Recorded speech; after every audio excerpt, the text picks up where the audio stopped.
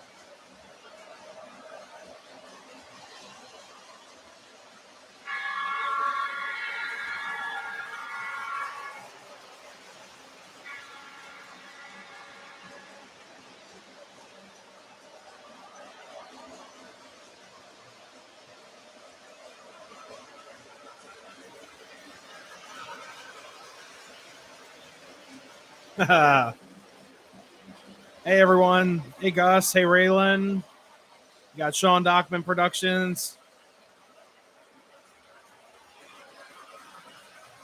A Nick fix. I like that.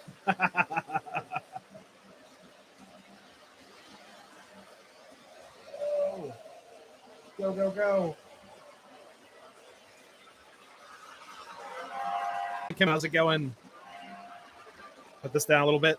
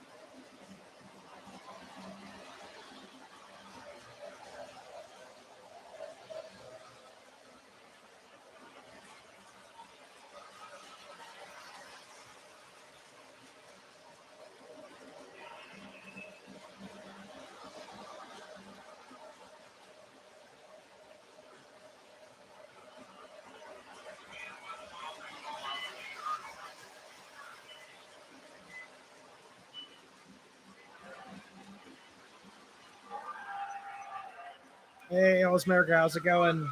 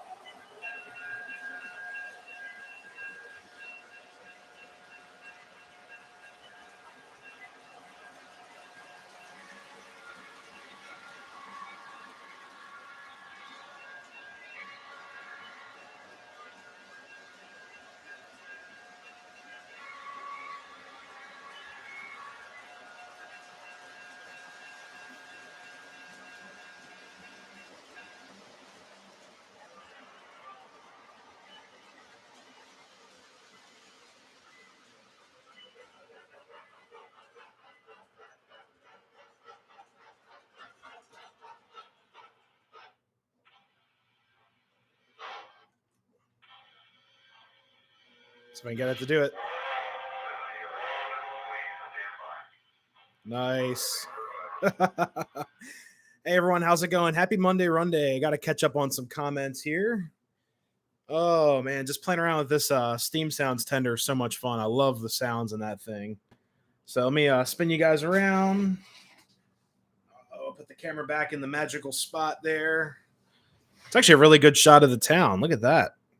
So we got a bunch of people in here tonight so far. Got 8 people watching. We already got 5 likes, 9 people watching. Oh man, this is awesome. So we had Gus, Raylan, Dockman Productions, Railfan Kimball. Who else we got? Osmerica, what's up? Simply Exploring with Lewis, Railfan Kimball, and Osmerica. No. All right, let me spin me around. It's a little hot up here today, guys. So a little sweaty and, all that fun stuff from being up here in the attic. Here I am. Got my vintage Nintendo shirt on. Oh, let me get a better angle in here. There we go. Hey, everyone. So, yeah, check this out. This is the N64 shirt. I actually got this from Target not too long ago. It's one of my favorites, just hanging out shirts. I like the colors in it. It's not like a rainbow, but it's like one of their old logos. Apparently Nintendo's a couple comments, guys. So let me go back, make sure the Bluetooth speaker's off so it doesn't scare me. Oh, put that on the floor. All right. So yes, we had a fire up on the hill. Mention of a heritage unit. Sweet. That's a little far away from me. Raylan mentioned that. I'm going all the way back to the top. Raylan mentioned that you got a R&R main. The name was Banger and Arstook and GP9. Oh wow, that's pretty cool. Our Bicentennial limited edition. That sounds awesome. I love Jeeps, as you guys know. I got one of my Jeeps back last week. Super excited about that. So glad it's back home. Got some hellos, more hellos. Yeah, I like the comment Doc made. Need a Nick fix. So yeah, awesome. Welcome. Also, found another comment. Missed it. Yeah, Railfan Kimball. Yeah, that's a little far for me, but that's awesome. I've never seen a heritage unit unless I saw a CSX one with the lame like bumper sticker on the front. Other than that, I've never seen an actual like heritage unit. So pretty cool. RD Zero. Yes, we're doing well. Everything's all right. A little hot today. It was in the mid 90s and typical. I'll move the camera up a little bit. There we go. Well, too high. Back down. There we go. Typical mid-Atlantic weather in the summertime. Hot, humid, sticky, and yeah. So pretty cool. All right, going down. Oh, we said it was an Atlanta heritage. Oh, that's cool. Go further down. Yes, I have the comments turned on to subscribers only. I'm going to try it out and see how it works. No, it's not a ploy to subscribe. If you guys don't, if people don't want to, they don't have to, but it's really meant just to filter out the subscribers and things like that. So I don't get any weird spam. Because a few streams ago, we got spammed by like an auto spammer, and Nikki had to like go through and block them. And a couple of my mods were texting, like my phone, like the phone was going off the hook. Everyone's like, Nick, do you see this? And I was like, yes. And we had to block them. And then they created another URL. But if they weren't subscribed, they couldn't write in there. So I think it's supposed to help spammers and other unwilling comments. So we'll try that. Love that caboose that was on fire. It's meant to smoke, or at least, yes, that one is meant to smoke. Sometimes they decide just to go up in flames, especially some of that newer Lionel stuff. We'll have to see where Jamie's at. Let's see. Who makes that bubbling tower with the red flashing LED? That is a Lionel 2000. Oh God, I forgot what whatever the box said. It was like 2003, 2004 Lionel accessory piece. That was a lot of fun. I'll actually have to do a review on that because I the story goes with like my old layout growing up. Um, I had my dad and I built a layout, and his family actually put bubble lights all over the layout, like in the streets, and they were just like popping up everywhere, just bubble lights. And we stuck them above the platform, so you saw the entire like plastic fixture and all that. So we had bubble lights everywhere. So it's a little tribute to my dad and my grandparents or grandfather that kind of got my dad into doing the bubble light stuff. So pretty cool. But yeah, it's definitely one of my favorite simple accessories. I'm really hoping that the light bulb in there is replaceable because a lot of these bubble lights, the light is mounted to the chemical inside of that. It's like a giant fixture. But I'm running it at the correct voltage. I've had it for about 6 or 7 months now, so it's doing all right. I got it the same day we went to Colbrookdale. So if you guys watch that video or no. Lewis, what's up? Did you get those rainstorms earlier? Not today. We got you guys got a worse storm, but yesterday, yes, we got a lot of rain yesterday. I actually saw that parts of PA flooded out up the in the northwest. You guys got some flooding up there, pretty sad. Oh God, he hit the wrong thumb. I just saw that comment as well. So they're coming in all staggered. So fun.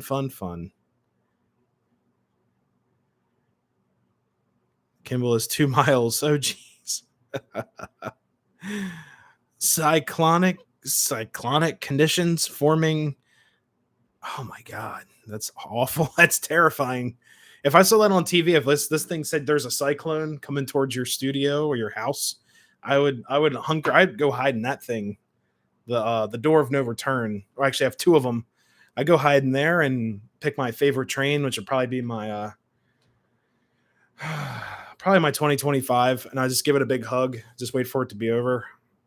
Got to bring the tender too. That's my whistling tender is actually in the yard.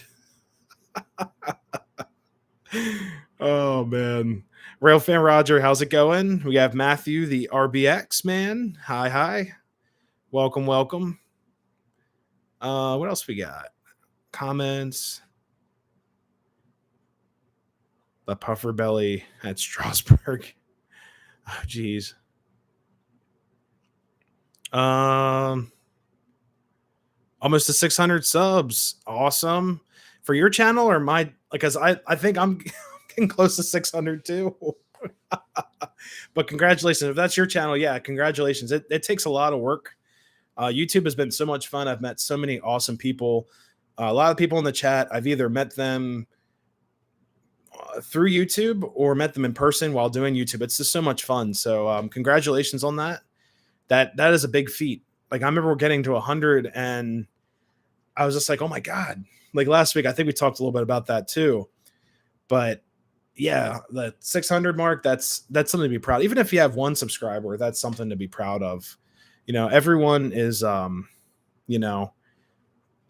everyone is important. And even if you have 1 person watching, that's all that matters. So that's so cool. 45 on Foolish Mortal 05. Oh, cool. Who else we got? Only 45. Oh, Foolish Mortal. Is that like a Disney channel? Or is that like a different channel altogether? Because I know Foolish Mortal is like a Disney thing. Like when you go in the Haunted Mansion, it says "Welcome, Foolish Mortals." Pretty cool. I know there's a Foolish Mortals podcast with the guy from Offhand Disney, who's also a YouTube channel. If you guys like Disney stuff, check out his channel. He is very, very cool when it comes to like Disney know-how. He's obsessed with the mansion. I don't know if you guys could tell, but yeah, pretty cool.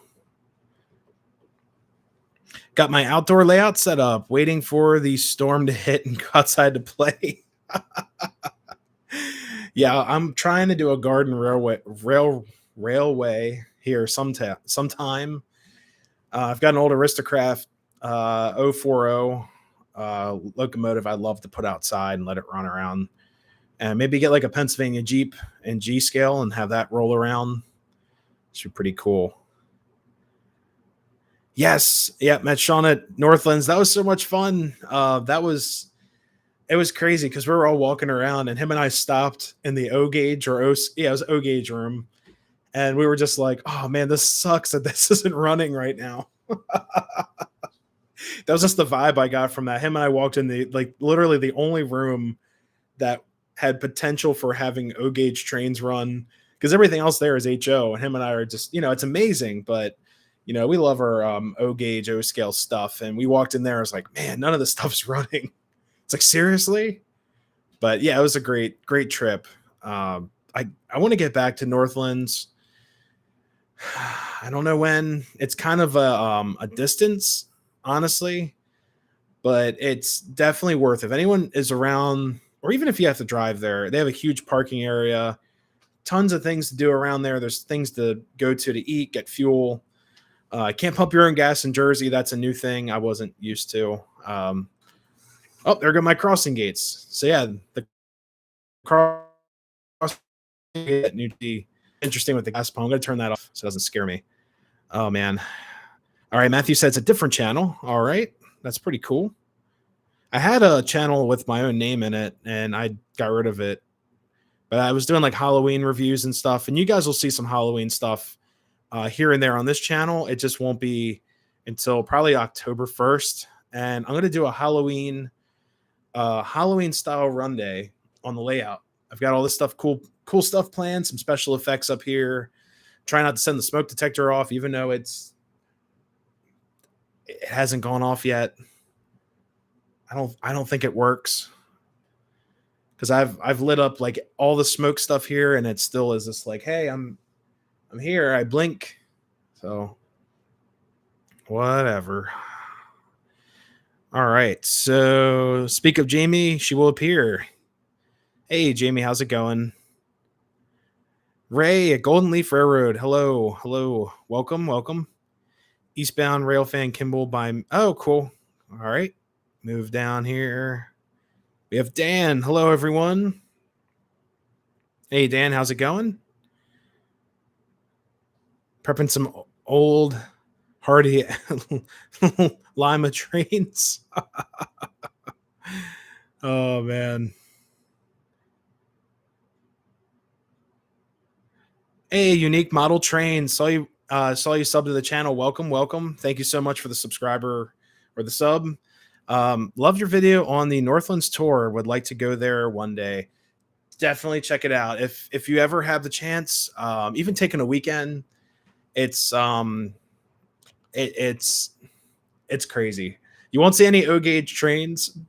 Possibly you might see some, but it is crazy. So yeah, I remember being at the top. If you keep on walking up the ramp towards like the 75% mark, so you're already walking like a mile and whatever in there, and then you get up to the top and you're looking down. It's like 14 feet down to the floor, and you're just like, wow, this is like an actual valley, and there's trains all the way at the bottom just running through a valley going to like the other sector of the building. It's amazing. So yeah, definitely check out Northlands. You'll have a great time, no matter what scale. If you like trains, you like seeing things run, you'll have a great time, I promise.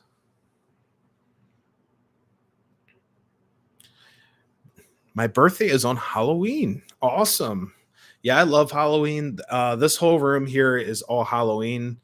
My first video ever on YouTube was a Halloween tour video, and I just got really like nervous, and I think I ended up taking it down. I was just terrified. I was like, man, who's gonna watch this?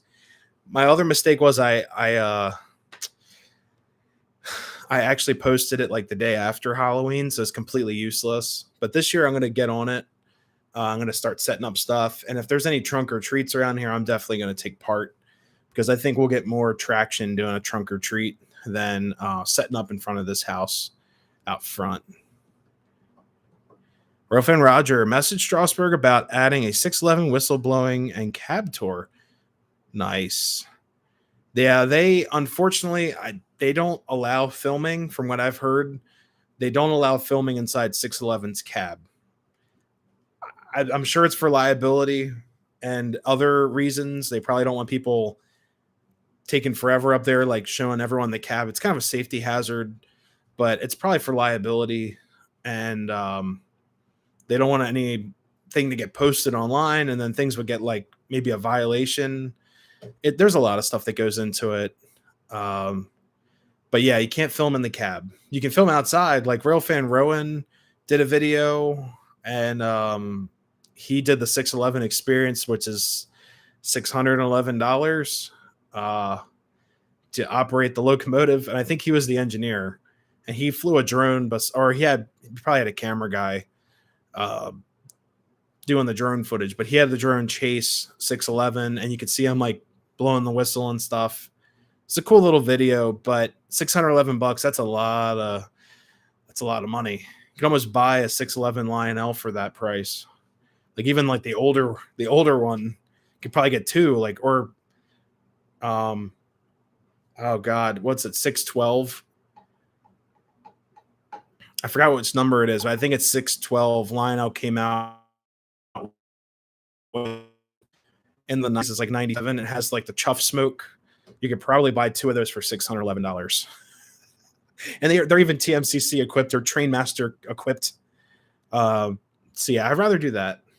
Sorry. I mean, I would love to get inside one of those engines, but yeah. You can buy a legacy diesel. Yeah, that's true. Yeah. Even have a fan smoke unit in there. Oh, geez. Yeah, it's a lot of money. Like seriously, yeah. So why are the lights are changing on me? Now they're green. Pretty cool. For 611, you could buy a line. Yeah, depending on what it is. Like my repair guy, he had in the shop a 612. And it was from the 90, I think he said 97 or 98 catalog, and it had the chuffing smoke. So basically it's a fan. Well, is it a fan? I think it still had the blower system, but it had two ducts going down to the cylinders. It was like cylinder steam. So it kind of pushed the smoke out the cylinders and then had a fan pushing it up top. It's kind of cool. Honestly, he said the board had a lot of problems and he had to replace the board. And he's actually a Lionel repair guy, so the board cost him $90, and for the installation and everything, it was pretty expensive. You still got aliens in your place? I hope not. Oh, you're talking about the hobo box car? Yeah, there's an alien in there. I'll spin you guys around. Check it out. Take you guys on a tour. Oh, where is it? Gotta keep on going. There it is. There's my alien. Now it's kind of hard to see, but behind the fire on the left side of the screen there, or in the boxcar, the little green man, that's an alien. Yep. That's actually from a Matchbox set that came out like, oh God, like 20 years ago now. Let me spin you guys back around. Nice and slow. There we go. Cool. So for this week, you guys may not get a whole lot of Railfan content because the rain has been insane. I did a lot of stuff down in Baltimore City with the B&O.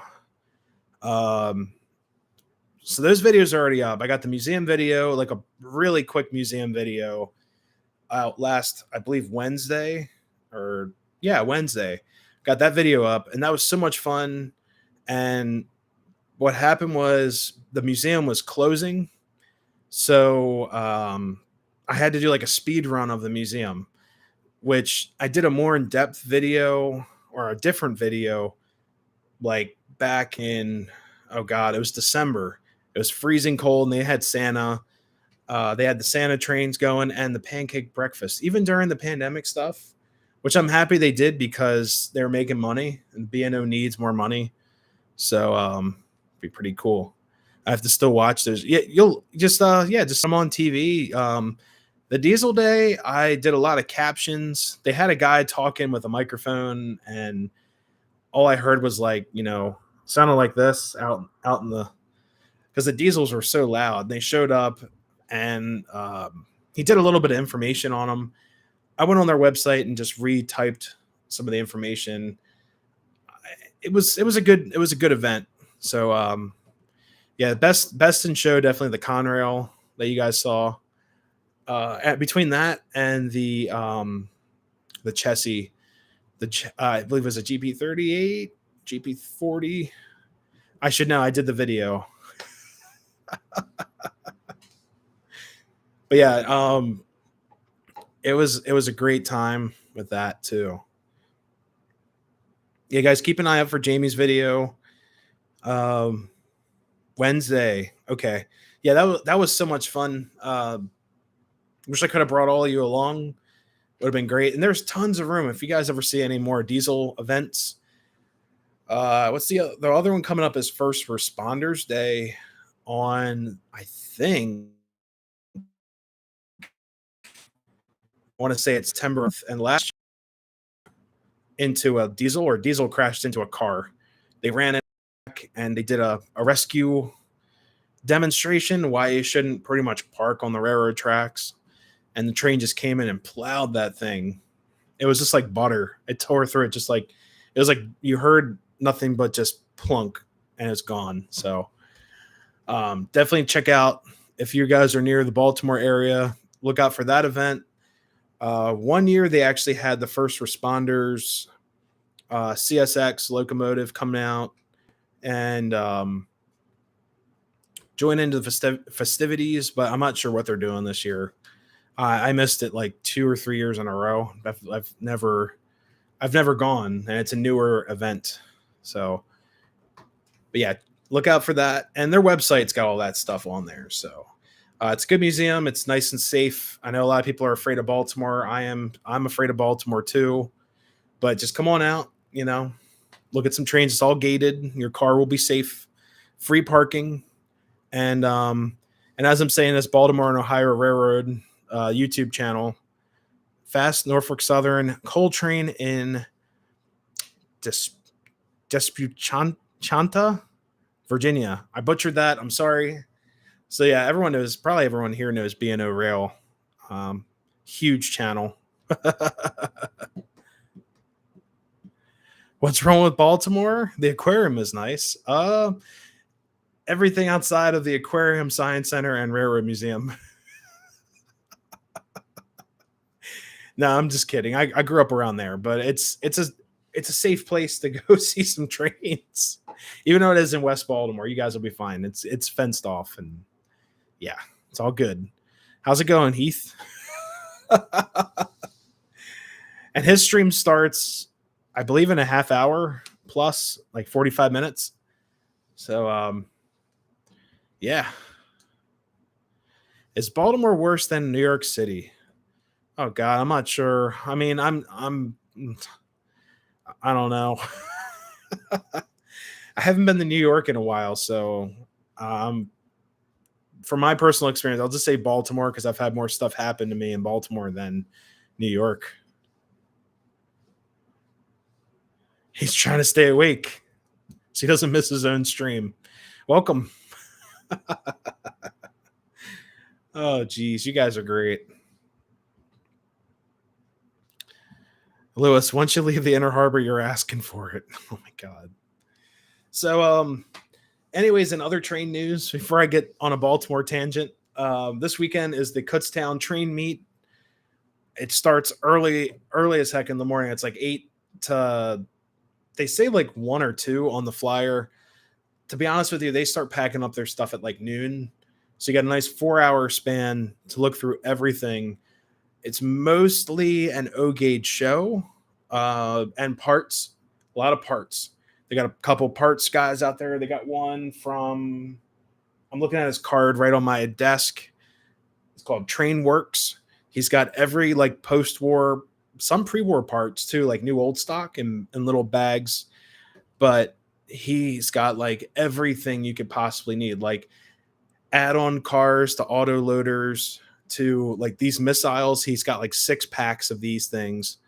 You also have like lights, fixtures, um, wheels, roller, like pickup rollers, all kinds of weird stuff. Even the people, like he's got like the dog and the fire hydrant for the newsstand, just all this weird stuff. So if you guys need parts, contact Trainworks. He can probably hook you up with something. I'm still looking for parts for this guy. He needs parts. He needs wheels. There we go. See, look at that. Nice and bare. Yeah. My parts guy actually hooked me up with the clips for these. So once I get the wheels and trucks on here with couplers, I'm going to run it as a dummy unit until I find the necessary power parts. And these only go for like $100 on eBay. It's a little GP7 MPC era. So it's pretty cool. Missed some comments in here. Let's see what we got. A wet dog. Oh, God.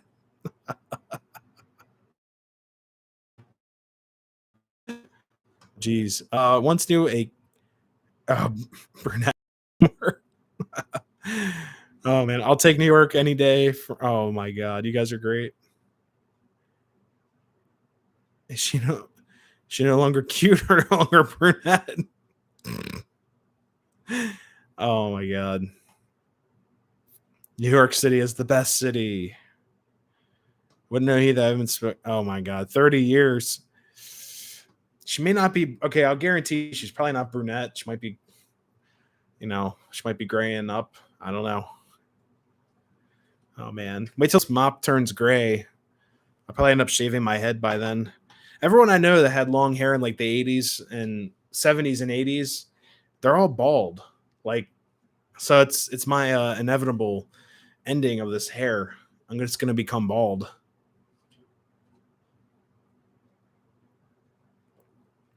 So yeah, guys, Kutztown's this weekend. I got some other Railfan stuff planned possibly this weekend. I've been to Strasbourg so many times. I may not film anything, but I might be at Strasbourg. I might be at the NCR again. Not exactly sure what's gonna happen this weekend with Railfanning, but you guys will at least get a show haul video if I buy anything. I promise that. Nothing too fancy. I'm on a pretty tight budget right now. But like I said, I'm looking for parts for this locomotive and just odds and ends. Like if I find like a weird car for like $20 or something, I'll pick it up. There's been so many train shows. Like honestly, this is the third train show in a row in weekends because of Greenberg. And well, it was like the Oaks, then the other event that happened before that, and then this train show. Then there's another Kutztown train meet in September or October, September. And then there's another train show in October I'm going to.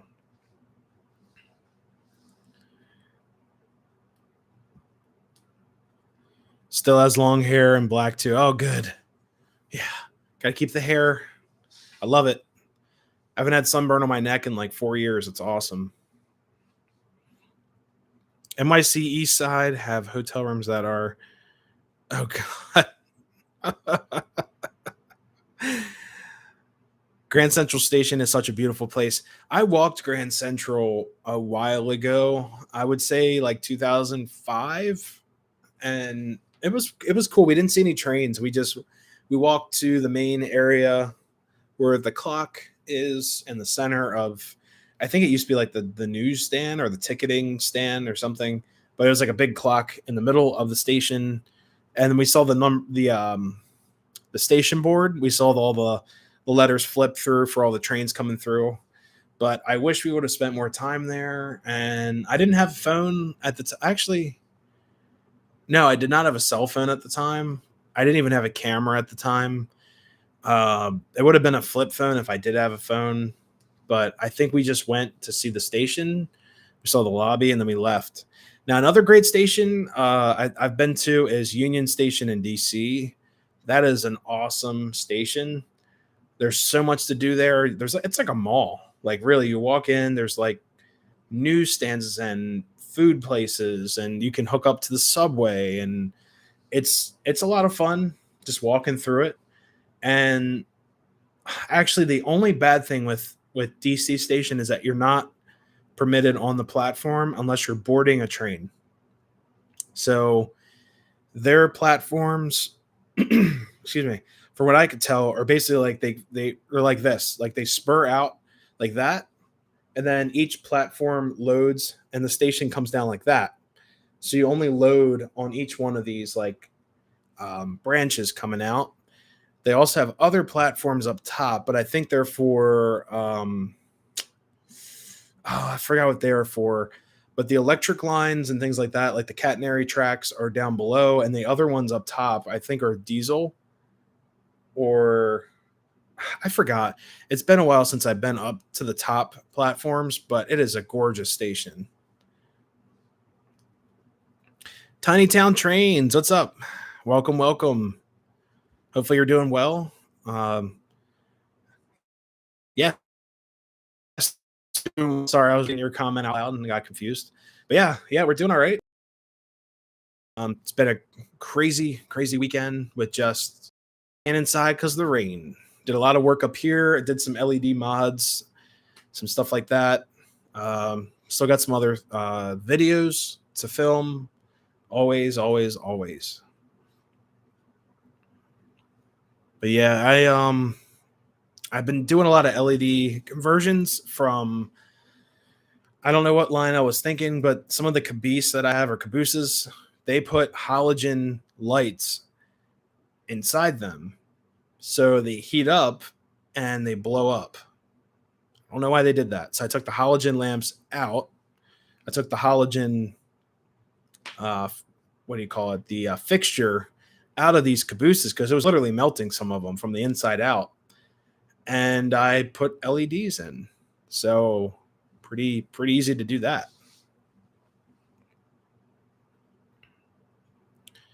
They removed the flipboards and just replaced them with LEDs. When did they do that? Like, I missed the flipboard. I remember hearing it and seeing, oh, that sucks. I remember just seeing it go. Maybe people had problems reading it. I don't know. They couldn't put ads on the flipboard.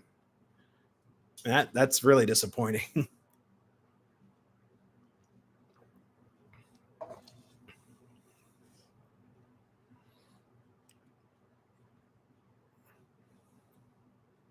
St. Louis should do it. I wonder if that's a whatever original station that would be in St. Louis. It might be B&O, because the Baltimore and Ohio, it's, well, Union Station could be B&O as well. So I think the extent of the B&O was DC, and then it just went out westerly, and then it went north as a little bit past New York, I believe, and then it went that way.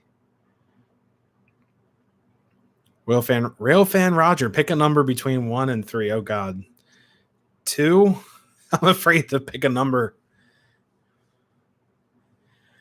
Yeah, St. Louis is great. One of my buddies, Don's Trains, he's out there. He's been busy with a lot of stuff, but he has switched to the dark side of S gauge. Even though it looks really nice. S gauge does look really nice, but yeah, he switched to S. Oh man, like a couple months ago. Like originally, he was buying all this O gauge stuff, like Lionel, old school post war and pre-war stuff, and all of a sudden, it's like one day he's like he texted me on Facebook. It was like, I did a thing, and it was like an S gauge engine. I was like, oh no. He bought a lot of S gauge stuff, so he's been having a lot of fun. 28 tracks, B&O, C&O, Pensy, NYC, and about 20 plus. Oh, geez. Wow. Yeah, I know B&O. So I did a report in college that they let me get away with this. It was for American history, and was actually American History Part 2. So one's like um prior to Civil War, and everything's like Reconstruction period after Civil War up to modern. Excuse me. So History 2 was basically like modern history. So the professor came in. He loved transportation. I was like, "Hey, can I do a report on the B&O Railroad?" And he was like, "Yeah, sure. Like, knock yourself out." Like, he was totally like unenthused. And I did like this 12-page report on the B&O Railroad. I don't remember a thing from it, but the only thing I do remember is that they started very early, like 1820s, like 1823, and they went to St. Louis. That was their thing. They wanted to go to St. Louis, the gateway of the West, because Pensy was going north south, and NYC was battling the Pennsylvania, and the B&O's like, we'll just go out this way. Like, no one knows. Well, actually, you guys north is always up. Whoops. So yeah, B&O's like, hey, we're going out west. Peace. We'll see y'all later. Yes, he did. So I got a lot of the collection from a family friend, and he actually had tons of S gauge. I had no idea what he had. It was really, really crazy. Mackenzie, how's it going? Mackenzie, oh god, I'm gonna destroy this last name. I'm so sorry. Eckhoff? Eckhoff? That's a cool last name. I have some CN trains up in Canada. Sweet. I have one CN local. Well, actually, let me check this before I screw this up. I've got a Canadian Pacific locomotive. It's SD40 high hood up on the shelf. I'll grab that real quick. Here, I'll move it over. There she is, right there. Ta-da! Little MPC SD40, a lot of fun. And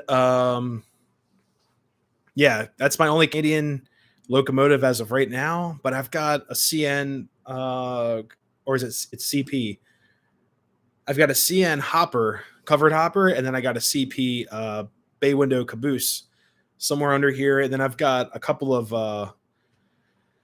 oh god, what are they? British Columbia Railway, a couple of their stuff. The reason why I couldn't think of it's like I'm not used to seeing that stuff, but they're all green. I've got a boxcar and a tanker from British Columbia Railways. So yeah, Canadian stuff's pretty cool. And they actually built a lot of some GM stuff up there, surprisingly.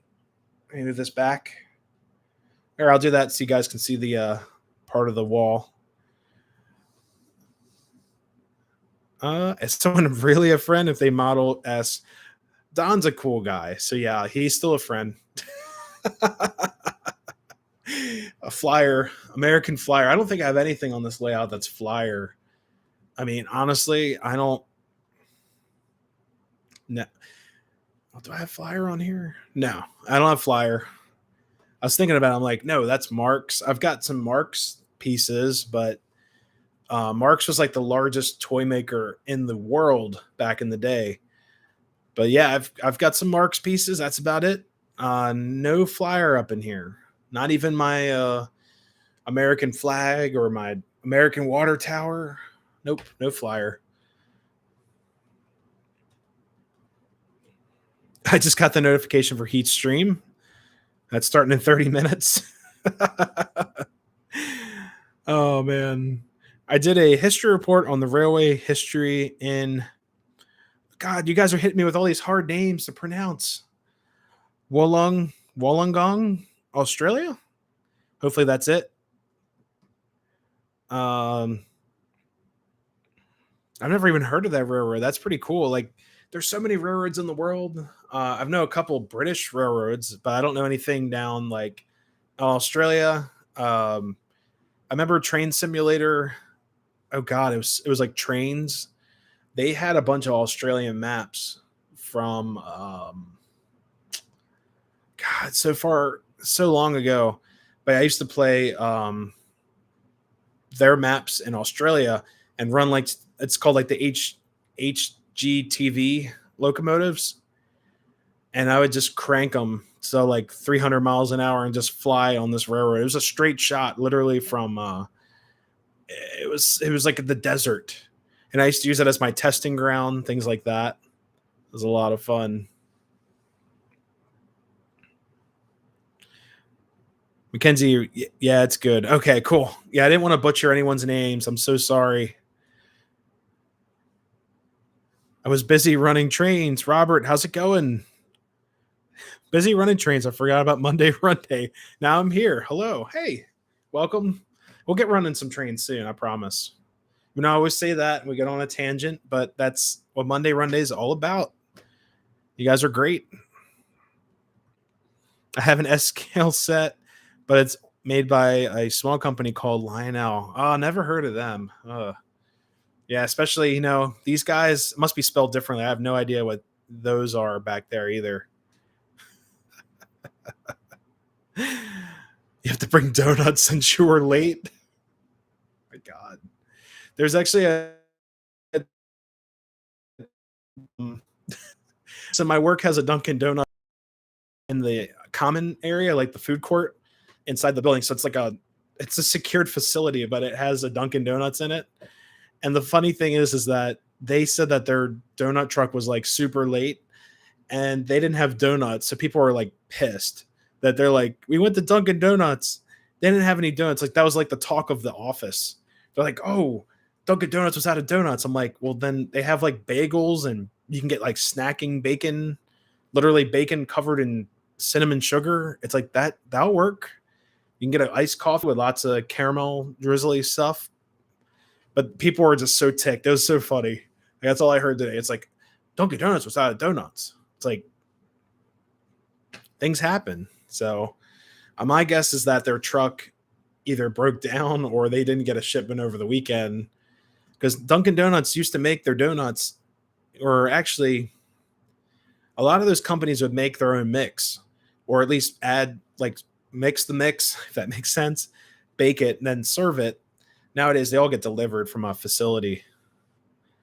So, yeah. RJ, what's up, buddy? There's no such thing as being late. There's no such thing as being late on this stream. You just show up whenever you'd like.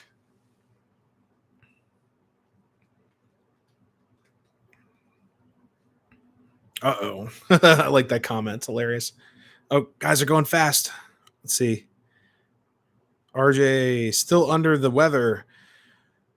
I mean, I'm under the weather too. We got clouds above, and it's been raining all week. No, I'm just kidding, man. Hope you feel better soon. It's been a weird week. As he just sent me, how many donuts is that? 1, 2, 3, 4, 5, 6, 7, 8, 9, 10, 11, 12, 13, 14. Hopefully I counted that right. He sent me a baker's dozen plus 1. So that works. Thank you so much for the donuts. Dunkin' Donuts, that is the coffee shop, yes. Yeah, it was just so funny. That was like, I swear, that was like the talk of my floor. I was just like, I don't know, man. That is a union requirement, or at least my union does. Oh, man. Mile High, how's it going? Hello. Welcome. Now we eat them all. Oh, God. Sparky, how's it going? I owe you guys a challenge video. So buddy RJ and Sparky, they've been challenging each other with just fun stuff. And I have to put out my video like soon. So probably like tomorrow I'll film it. Maybe even tonight. We can do the challenge live. So yeah, I got challenged to do the covered hopper challenge. Run as many covered hoppers as you have. As many as you got. So I've got 3. So you guys will be in for a treat to see all 3 covered hoppers go around the track. And I think, where is it? Yeah, one of them's not even cooperating right now. Slacker. Aw. Jack has the triple dog dare. Yeah, I saw I don't know if he posted it yet, but I saw a video of another person that was challenged with the hopper challenge, and he actually had like 50 hoppers. Pretty impressive. So you guys will see three hoppers. The one, yeah, exactly. At least I have more than one. Jeez. Oh man, you guys are so much fun.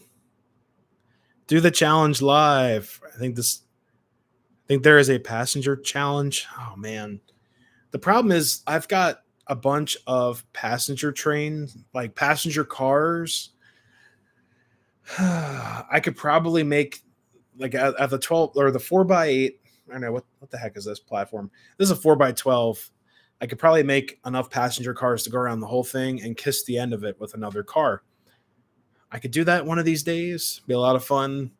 I'd probably need a DPU in there so I don't burn out my engine. But yeah, we'll do one of those someday too. I did my Caboose run. I ran as many. I think I 33 Cabooses or beasts in a row. That was a lot of fun. We did that for 4th of July. We could do a boxcar challenge. That would be dangerous. I've got we're buffering. There we go. We're back.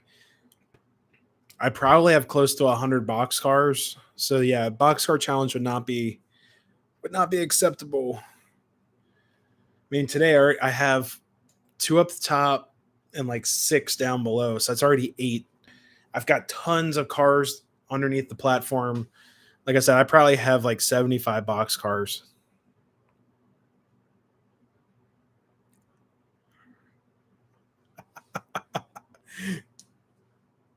My God. GG1 challenge. I only have one. Yeah, I only have one GG1 in O gauge. She's actually, where is that? Where'd I move it? There she is. Look at that. There's my GG1 right there. Is that it? Let me make sure. Yes, that's it. Yeah.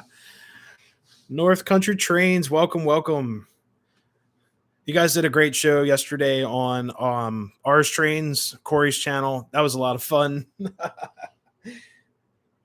You guys ran a ton of trains, and then I was watching another friend's channel once, basically up until like his stream started. So I literally watched most of Corey's stream, and then by the time my friend's stream ended, another friend's stream, because you guys are all friends, his stream ended, and I went back to Corey's stream. You guys are still running trains, so that was a lot of fun. Great show on that. It was awesome. I can loan you one. Only 3. Oh man, I think Heath has the most GG1s in here. It never freezes at a good moment. No, it never. Nope.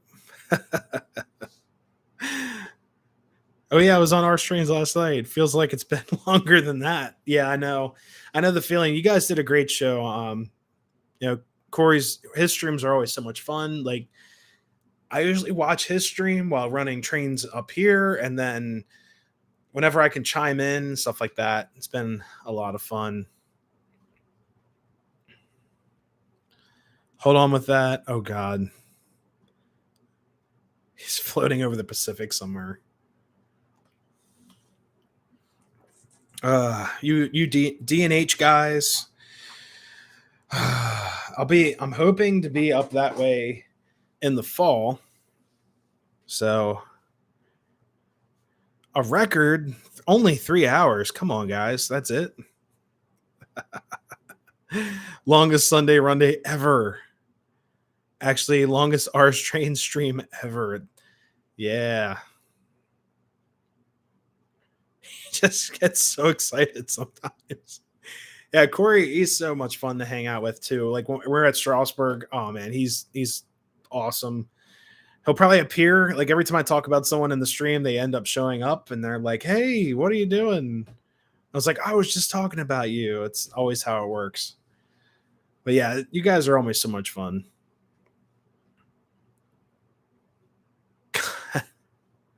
loan me. Yeah, if you loan, the best way I've always been told, if you let someone borrow something, you have to intend on never getting it back. So if you put that on loan, you may never get it back.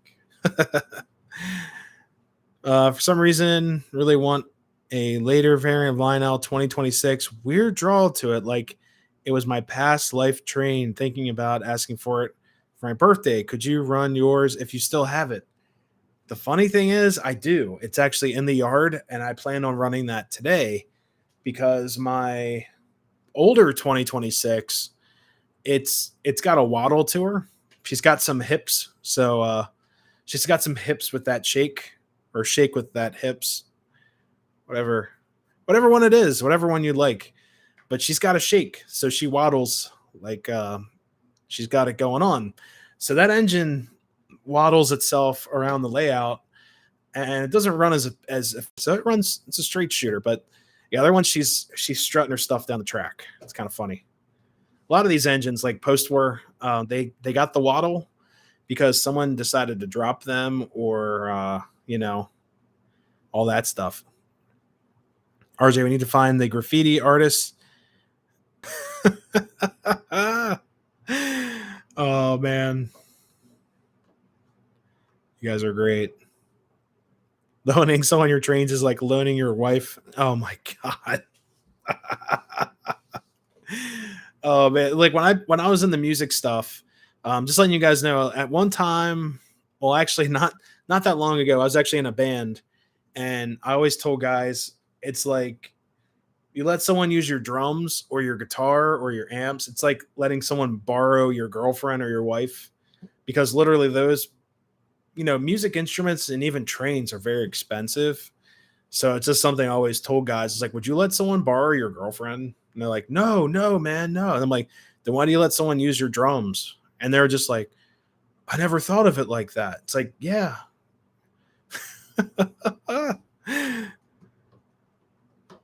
Was that a long hair band? No, no, I don't know what you're talking about.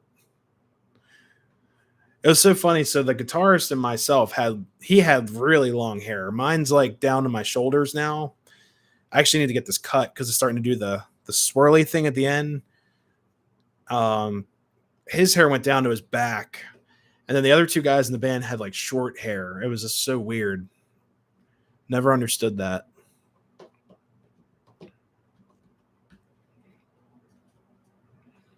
I'll let qualified people play my guitar, but never my banjo or other instrument. Banjos are really fragile, yeah, especially with the top resonant head or reso head. You can actually, some of them you can actually just push right through, and then the strings are really thin, so it's really easy to screw up a banjo. The only reason I know that because I grew up around the bluegrass country scene. But yeah, bluegrass, a lot of banjo players use very expensive banjos and all that good stuff. I want to see a music video, not on my old band. I don't want to get into it, but the vocals could have been tighter. I'll just say that. A lot of people criticize my singer. The guitarist was awesome. Bass player was solid, but people always criticize my singer.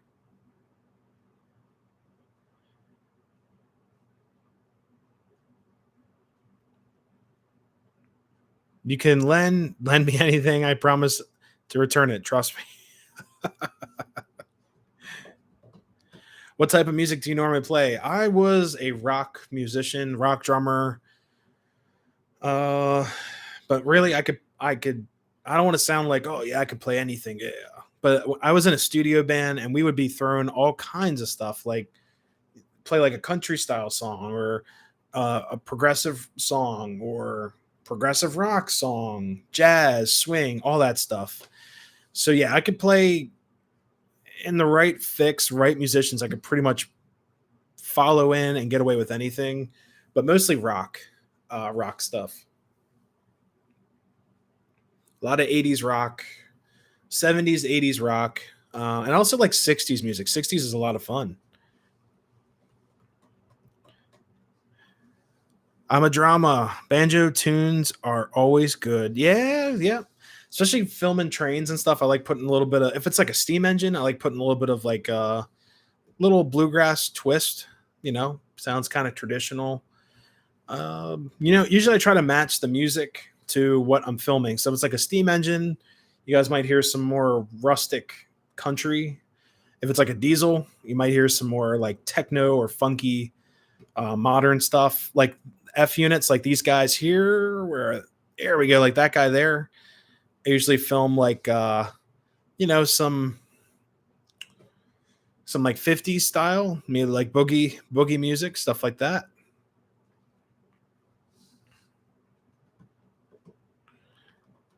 Oh God. Mix. You guys are great. I think there is a what is this? I think there is new GG1s coming out because there's a ton of new stuff coming out. It's just very expensive right now.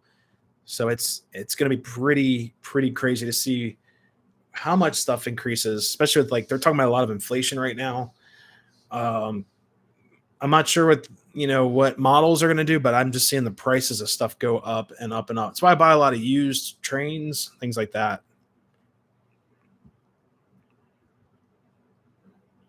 Use steam engine sounds in your band's music. Excuse me. Unfortunately, I never did, but I did use a couple of studio songs I personally played on for a lot of my earlier videos. There's like 2 or 3 songs I had switched back and forth. That was kind of rewarding because I'm like, man, I played on this song. And now it's being published in a YouTube video. But I'm actually working with that guitarist more and more now. We have a decent relationship. When I left the studio band, he was basically like open arms. He's like, hey, whenever you want to come back and record, jam something, you know, you're always welcome. And he's, very supportive. I actually learned a lot about sound and production and working with a group of people with that particular musician. The rock band I was in recently, it was kind of cutthroat, a lot of drama, that typical band crap. That's what I got out of it. I have a lot more fun doing this. You guys are a great support network. And you guys are all, I don't have to sell tickets for the live streams. You guys are here out of your own will. I don't have to beg anyone to view my live compared to in the music world. I'd have to sell tickets. I'd have to beg family and friends, hey, like I've got these tickets for $10. Can you guys please come out to my show? And it was kind of like a weird position, especially asking people over and over, hey, can you please come out to my show? And it was weird, What am I waiting for? God, I missed a bunch of comments, guys. I'm going to go up to the top. Let's see. I'll send you a link to my friend's site. Oh, sweet. Yes, please do. I'd love to hear it. If it's music stuff, I'd love to hear it. Deliverance is the best. Someday I'll get around to recording some generic or original bluegrass tunes. Yes, definitely do that. If you want, send me a track. I'll play drums over it. It'd be a lot of fun. Do a little bit of a collaboration. But yeah, definitely if nothing like thrashing drums here. I'm talking like some brushes, snare drum, and bass drum type stuff. That'd be so cool. So whatever tracks you have, send it to me. Send me like the raw tracks, and I'll, if you want, yeah, I'm all for that. Let's see. Missed a couple other stuff. Great. Now I want to listen to it. I don't even think there's anything recorded of the old band because I completely separated myself from that. Like I got rid of all the links and stuff. I didn't want to see anything what they were doing. I just wanted to detach myself from that and start like a new life doing this type of stuff. Let's see. Drummers, bass players, and accordion players get. Oh God. Yeah, that's the thing too. I know Nikki's in here too, but I'm just putting this out here. And the 5 years in the band, it's like we never ever had any type of following. Even with like people after the show, like they'd say, "Hey, great job," It's like, yeah, I don't know who you are. Thank you so much. Like, take the we took the compliments, but it was never like, when you start a band, they're like, yeah, there's chicks everywhere. Yeah, it's not like that. Like, really, you get off stage, it's like, all right, time to pack up my stuff and go home. And where's my money? Like, you play a kick butt show, and you get off stage sweating, pouring sweat, and you're like, man. And it's like, okay, you know, it was a fun adventure, I'll say that, but there weren't like chicks everywhere, and it's not like they portray on TV. It's like, oh yeah, chicks on all arms and stuff. That's not how it really works.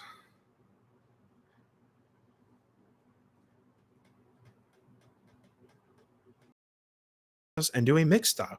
Hey, that sounds like a lot of fun actually. If you want to do that, let me know. Send me an email.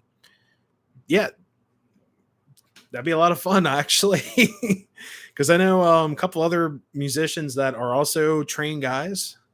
Be a lot of fun. I'll put you on that list. God, no refunds. No refund.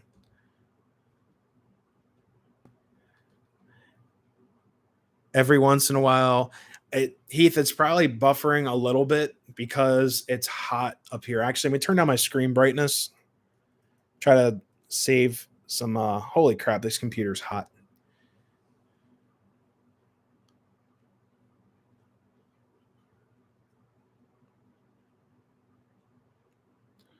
The only girls that have been interested in me because of music are the ones who also play. Yeah, that's true. I'm like surprised the internet's buffing, all that good stuff. So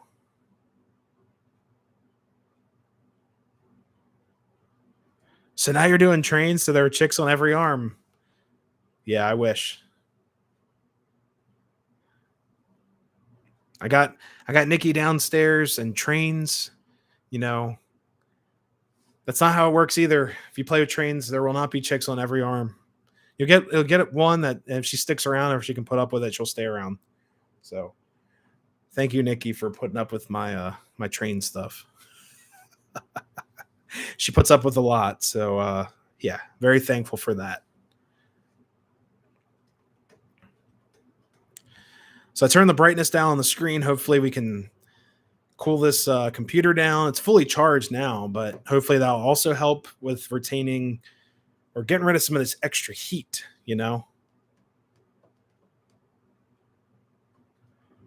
Still hanging out of there. Some people are watching. Oh God. Yeah, me too. It's like, yeah, I got Heath's notification too. So pretty cool. But yeah, anyone who's interested in, recording music and things like that, it's a lot of fun. It's definitely a whole new learning process than audio visual. And that was a problem I had when converting from just audio to AV or audio visual. That's a whole nother realm of things. Like, recording music is a lot easier now than what it was. So is recording film, because most people have one of these. So, you know.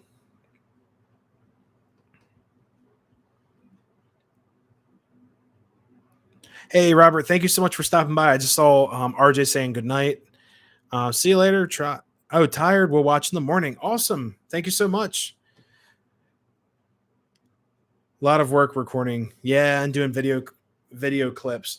Yeah, having a cell phone, honestly, you have like right here, you have a camera, a video camera, and a recording studio, and also the editing room all on this device. So pretty fancy. I mean, back in the day, you would have to actually cut your film and then splice and dice it or splice it up and then create a giant long thing of film and then patch up your audio, edit the audio analog. It's so much more work. Can't watch both either. I need the official troll. Heath, yeah, have a good stream. If I'm still If you're still alive, I'll definitely check out your stream and pop in real quick. But yeah, thank you so much for stopping by. Have a great show. I'll probably catch you on Friday. If you do a live this Friday, I'll definitely try to stop in. I'll be working from home, but thank you so much.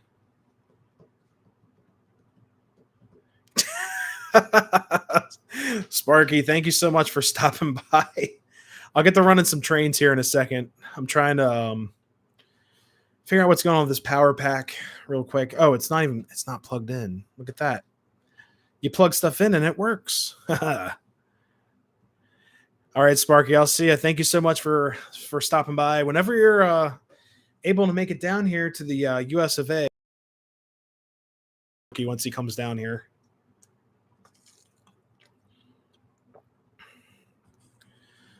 Brian Rock, good news. My mom is getting better, but can't walk too far. It's good news that she's getting better. Hopefully she recovers. I mean, it's a good. I was going to say a really bad pun. It's a step in the right direction, but I'm being serious. Like I hope everything goes well. I didn't mean to be like a pun. Like yeah, but yeah, you guys have been in my prayers, and hopefully you guys are doing so much better. Thanks for your show. Not a problem. Border's still closed. They got to open up for you. Sister's working again. That's great. Yeah, a lot of places are hiring. So any of you guys out there looking for any type of work, you can pretty much, pretty much apply for anything now. A lot of places near me are hiring like crazy, and for a lot higher wages than when I was getting paid my first job. My first job, I think I made $8 an hour, and that was considered high. And they would yeah, just come up through Mexico. Just learn some Spanish, and then just come up through the border. God, you guys are great. But yeah, my first job made $8 an hour picking. Well, I was a cashier at a farm store, nursery, garden shop. So that could work. That's how we'll get Sparky in. Then Ice knocks on his door. Oh man, Dad still coughs, so it could be from when he smoked. Yeah, unfortunately smoker's cough will stay with you for a while. The border is wide open. Oh my god, you guys are great. Radar, happy Monday. Thank you so much for stopping by. I miss Montreal. I've never been to Montreal. I've been to Toronto and on Toronto, Ontario area, that whole area of Canada. I was there many years ago, actually, when you needed a birth certificate, not a passport. And I think the year after I went there, they then required the passport, which makes it so much more of a pain in the butt to get in and out of that place, because when it was just the birth certificate, they would also interview each family member and stuff like that. It was pretty crazy. Wasn't too fun in Montreal. I wouldn't mind checking out Ontario again. There's a lot of railroad history. We did go to the Canadian, oh God, was it the Canadian National Roundhouse that's there? That was awesome. The only other country I've been to is New Jersey. Oh my God. God, you guys are great. Back in May. Oh man. Yeah, it's great. I had someone ask me the other day, if we have a New York, where's the old York? And I'm like, North. You're in it. Like, it's York. York, Pennsylvania. That's the old York. And they're like, oh, never thought of that. I'm like, yes. There's a lot of places that they call like old, like they figure out like what the old place is, like Old Jersey. And it's like, it's great. I love it. I need to get a bottle. I was telling RJ the other day, I need to get like a pill bottle on it and then write a description like under like all the ingredients. It just says comic relief and just give that to him as like a prop to use when we go out filming and stuff. But like, here, take some comic relief. Feels so much better. But I feel like that would be like pretty good pun to use during you know,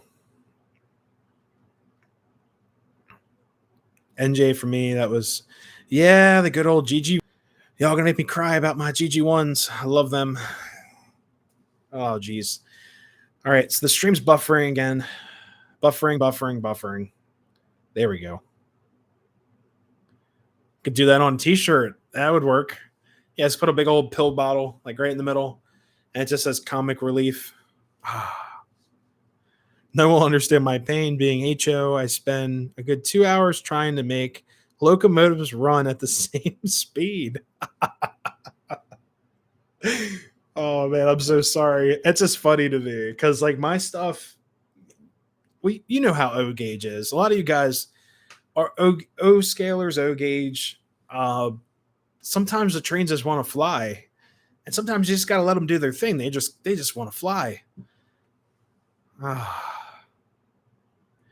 Yeah, buffering again. Thank you, YouTube. Thank you so much for buffering my stream. How hot is this thing?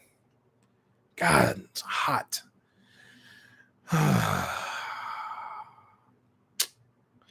All right, let's get to running some trains. I'm so sorry about that. No, buffering. I know exactly how O gauge is. Each loco has a complete mind of its own. Yep. I agree with that. Especially so the engines we're running today, MTH stuff on top. So the Baldwin you guys have seen, it really likes the top loop, so I decided to run that tonight. But that engine, you can actually get the speed down pretty well. I mean, it rolls pretty well. But my 736 post-war locomotive, she needs a lot of power. And yeah, it just flies. The Virginian units I'm using tonight, I think they're SD30, well, ST40s, possibly. They need a lot of power as well. She's back again. Yeah. Blame your poor internet on YouTube. Hey. I don't even pay for the internet. Nikki does. So that's. I'm from Philly, so I saw the GG1s all the time. What? That's amazing. Yeah, I've never seen one run. I've seen, oh God, what's my count up to now? God, it sounds awful. My GG1 count is up to 4. Oh, actually, hold up. Whoa. Yeah, Altoona, Pennsylvania Railroad Museum has 2. So that's 3 right there. Then we got B&O Railroad Museum. It's going to be 5 if I end up going to Harrisburg to film at their station. And then it'll be 7 or 8 if I end up going to another site. So we'll have to see how that goes, guys. I want to see as many GG1s as possible before it's too late to even see them at all. But yes, I've seen so far only 4 of them. So, oh God, chat's flying, everyone. Welcome. See how many people we got. Brian Rock is here as well. I just saw him come back. John, what's going on? Welcome to the channel. Welcome to the stream. Also, I thought I saw someone else come in. Soon we will be seeing P42s in a museum. I have to look up what P42 is because I have a hunch that they still run them down in Baltimore. Is that the toaster? P42 toaster?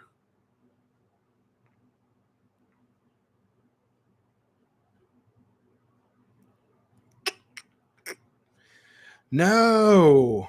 Oh my God, no, not the Genesis. I just looked it up. Oh no. What's wrong with the Genesis locomotives?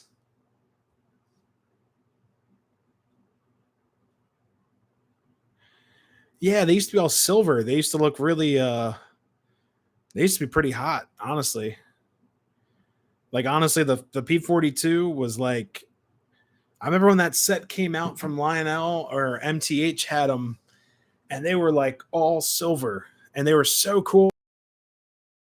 Everywhere had a Genesis engine when they came out. They were like the hot new thing. And now it's like, it's whatever.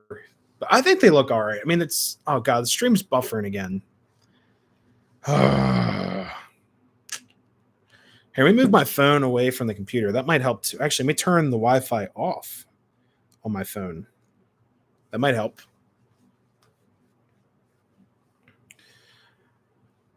Let's see. P-42 Amtrak might use on work trains. Genesis, yes, will be completely phased out by 2030. I mean, that's a while from now. What's that? 8 years, if I'm counting right. About 8 on or about 8 years. I mean, that's. I mean, they're GE, so you're lucky they lasted this long. I know a lot of guys aren't GE fans. Unless you're GG1s or GE, but they're electric. They're not. It kind of made me like, what was that? It made me kind of like concerned because GE has been doing a lot of aircraft or aerospace technology. And then my parents' place, we had GE appliances. They couldn't make a microwave right. Like the microwave would always malfunction. And I'm like, a microwave. But then they make jet engines. They make lots of jet engines and trains. Oh God, we're doomed. I just thought that was just so funny because we had a GE profile microwave. It would always break, and the profile stuff is like the best. It came with the house my parents had when they bought it, and it was brand new, and it lasted like 10 years. The microwave was like, nah, it like delammed. The door broke off. The motor stopped running. Was it the magnetron or the oh god, what was it? I believe it's the magnetron. It's like melted. It was nuts.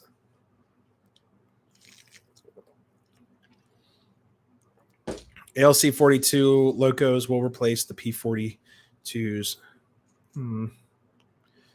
And the stuff that I'm not really a big fan of the what do you call it? The Siemens engines. I just think they look like European engines. They don't really look American to me, but I also think it has a ridiculous name like the Siemens Charger. I just think it sounds like a bathroom joke. I just I guess can't take the name seriously with the company name. I'm sorry, guys. I know I'm a child, but it's just a silly, yeah. But those engines aren't like that attractive to me. It's just I don't find them. They just don't look like the engines on my wall here. These are like classic Lionel, but they're classic American locomotives. Even the ugly duckling down there. Even we all love him or that ugly duckling right there. We all love that. The toilet, oh. But I just I just can't take the name seriously. And I just don't think the engines look that attractive to me. It's just my opinion. Like the toaster, I'll take a toaster over it. I think the toasters look cool. Like I think they look really ridiculous. But yeah, it's just whatever. Radar Diddy. We picked up a Pennsylvania Railroad magnet years ago. Nice. Yeah, I've got a couple Lionel magnets downstairs. I got some other, like I usually just like hanging stuff on the wall. So yeah, magnets and stuff like that. I usually take them to my office, and yeah, hopefully they don't get stolen by like just people coming in, all kinds of stuff. So let's get to running some trains. I promised you guys like an hour ago I'd run some trains. Tonight we got a couple of cool engines. I'll spin the camera around so you guys can see what we're running. Set this back here. Do a little spin. Da, da, da, da, da. All right.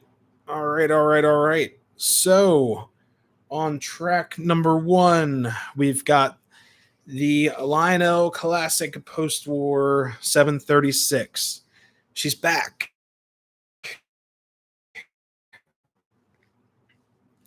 Messed up his train of thought. There's no train of thought. Give me a second, guys. I'm going to turn the lights up a little bit. Let's see.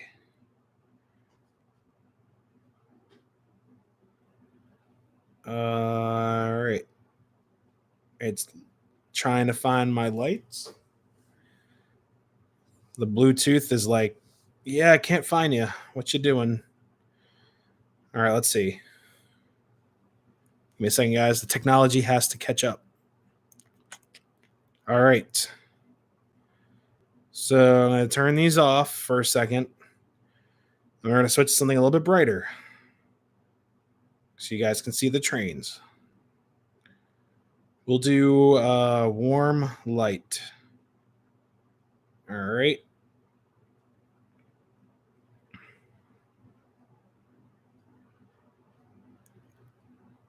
Here we go.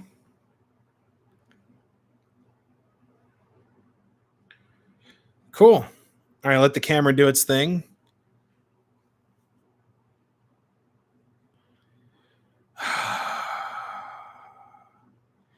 Yeah, the whole buffering thing's like driving me crazy. So, all right, guys. So this is the 736 Lionel post-war locomotive.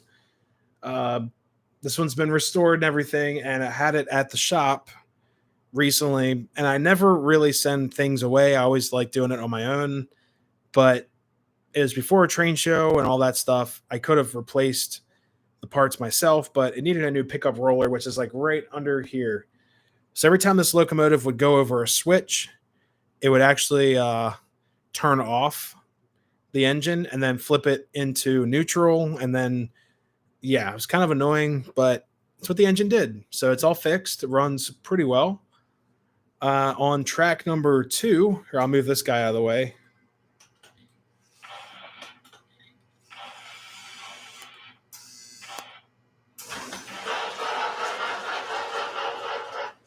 Ta-da. All right, we'll get this guy back. I've never ran these cars on the stream before.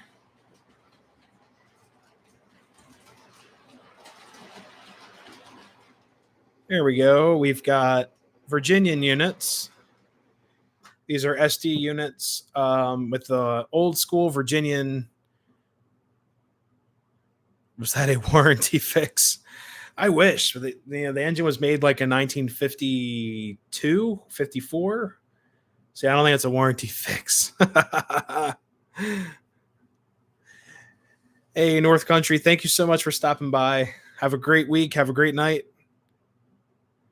Ooh, a covered hopper. Where? I'm just kidding. So we're going to get these guys running. And then up top, I got the Baldwin hauling some Pennsylvania stuff. I've got the Spotlight car up there. If it decides to start spinning.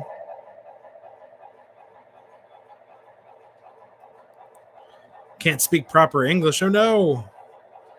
It's all good. Get some rest, man. Have a great week.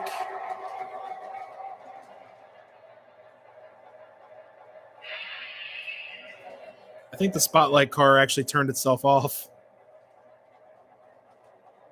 Over there. All right, guys. So we're going to get these locomotives running here.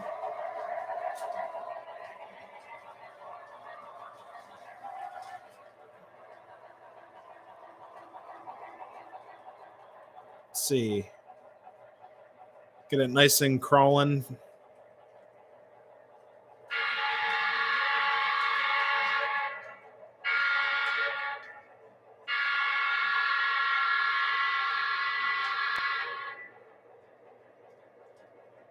There we go. Oops, need a little bit more juice. There we go. Nice and slow. All right, so let's get these locomotives rolling here.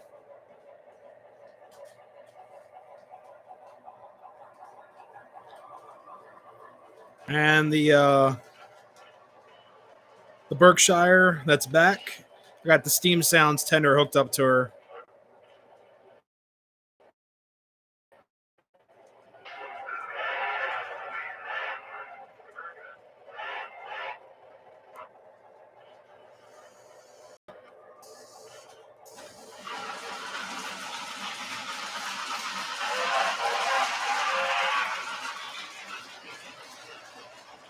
And we'll get the Virginians moving too.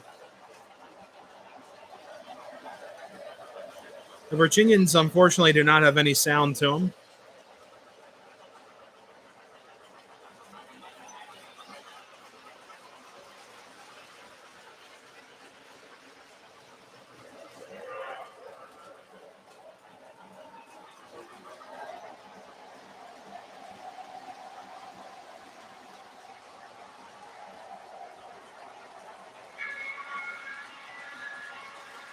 Woohoo, triple Passover. Pretty cool.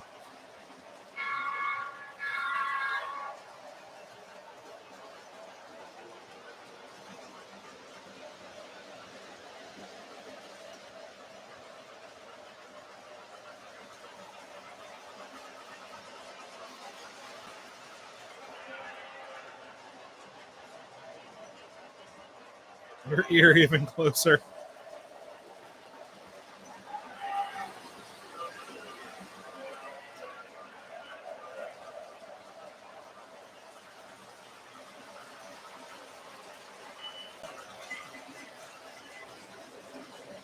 I actually love the bell on that steam sounds tender.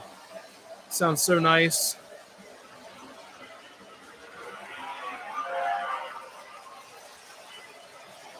Yeah, I put my ear up to the Virginians. All I hear is like crunch from the motor in there.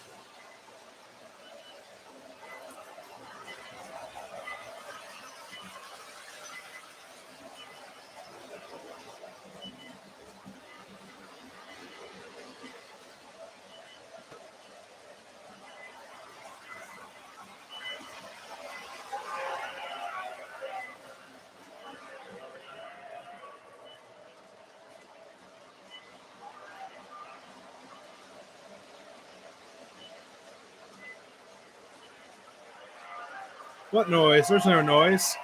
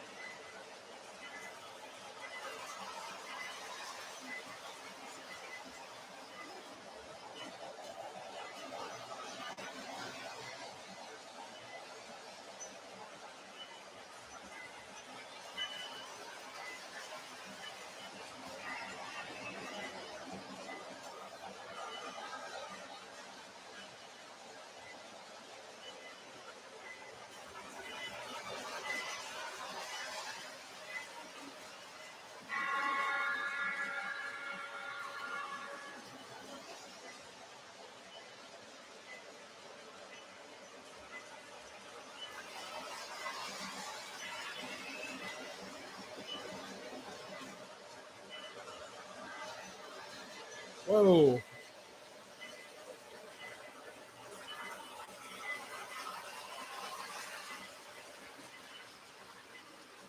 Ah, it smells like cotton candy. I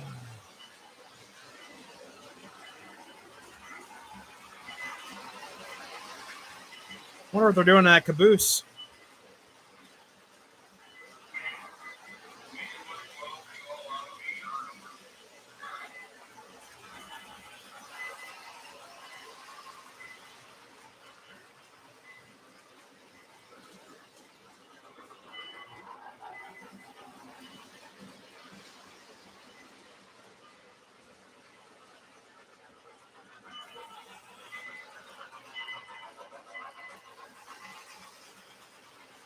Nah, they're just having a good time up in the caboose. They're cooking breakfast.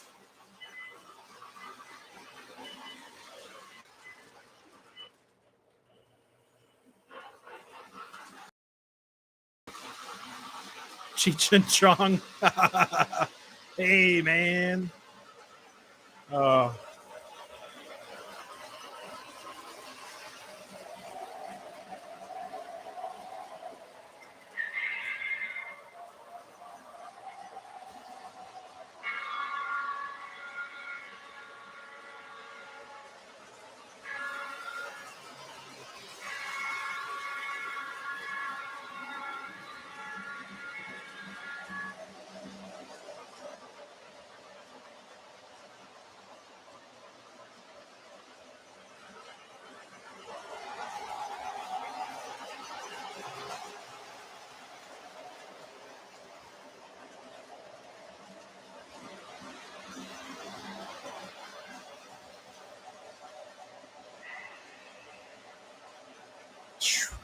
Yeah, smoke fluid stinks really bad.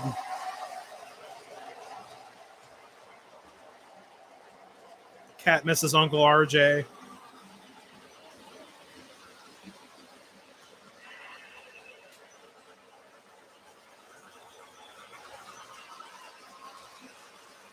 There we go.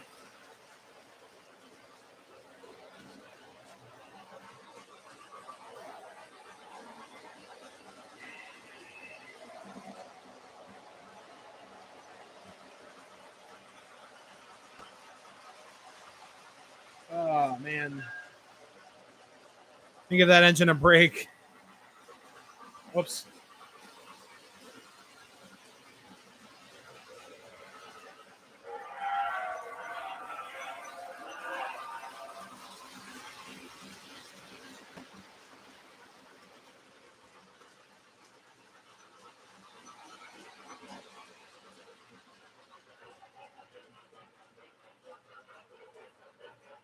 Hey, guys, I love these rail sounds.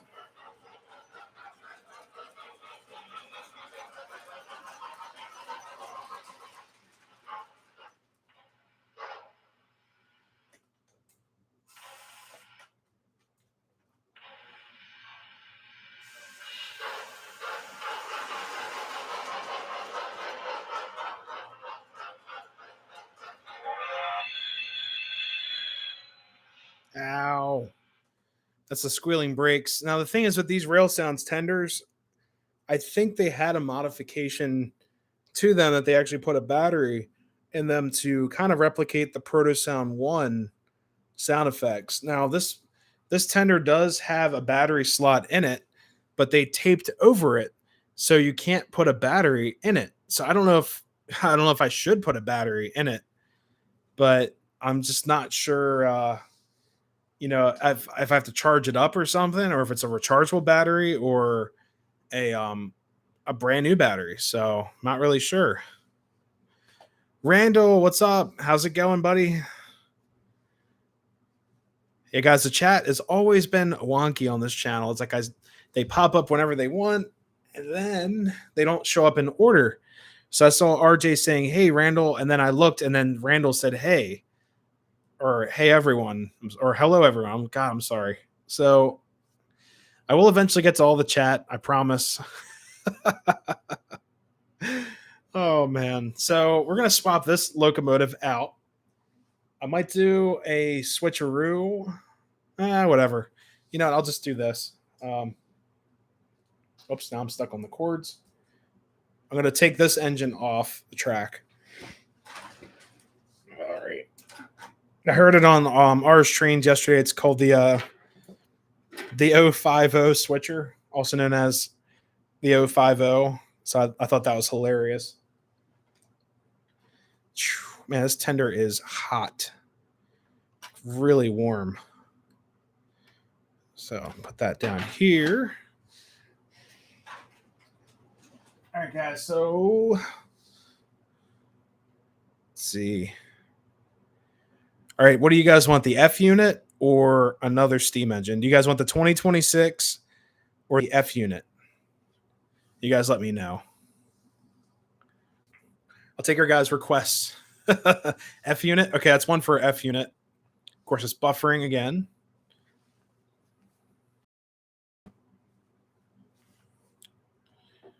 All right, that's one vote for F unit. Anyone else? F unit, 2 Fs. All right. All right, let's get the F unit out. So let me get the power up our track. All right, so hopefully, if I just flick this switch on, the unit should. We shorted. That's great. Let's see what's up with this.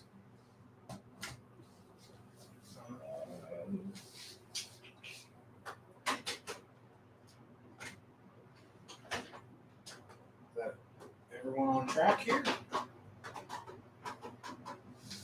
All right, so let's try that. Whoops.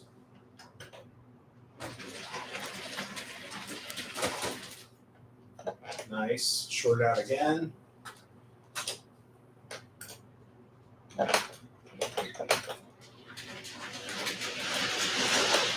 right.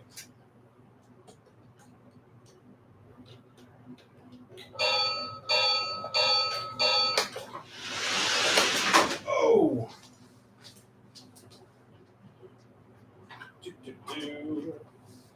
You guys didn't see that happen.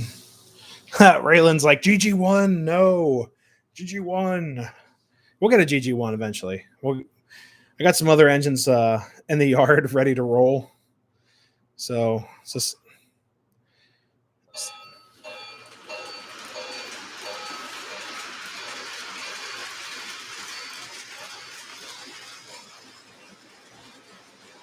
None of them took a tumble, thankfully.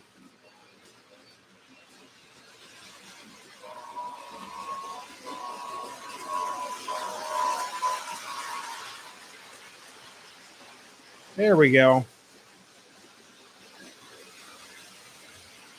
This thing flies.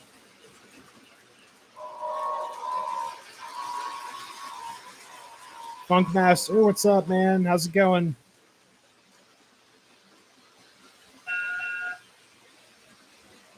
It smells like burning plastic up here.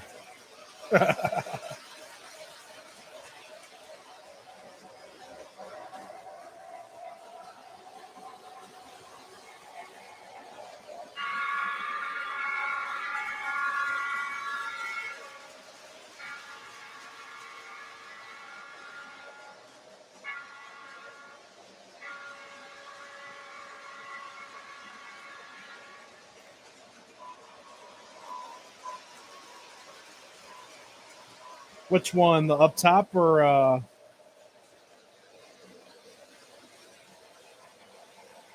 Oh, I missed Radar's comment. I'm so sorry. For the tender radar, so it just works off conventional. I'll give you guys a demonstration of that in a second.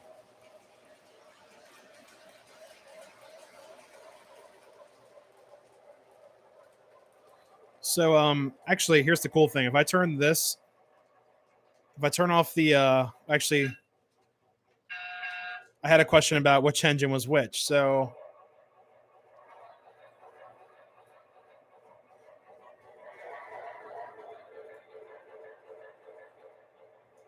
oops, come on. Hey RJ, thank you so much for stopping by and taking care of the stream.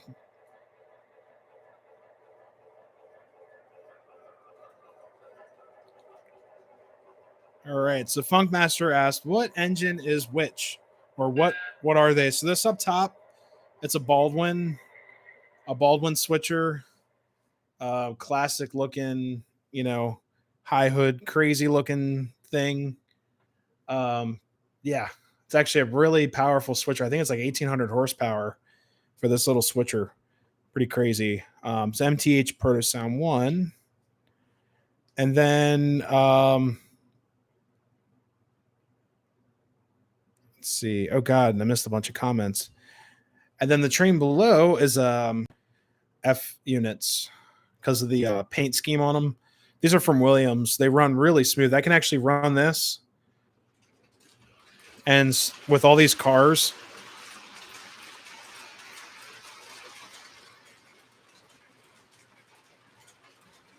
I thought I had an extra coach with this set somewhere, but oh well.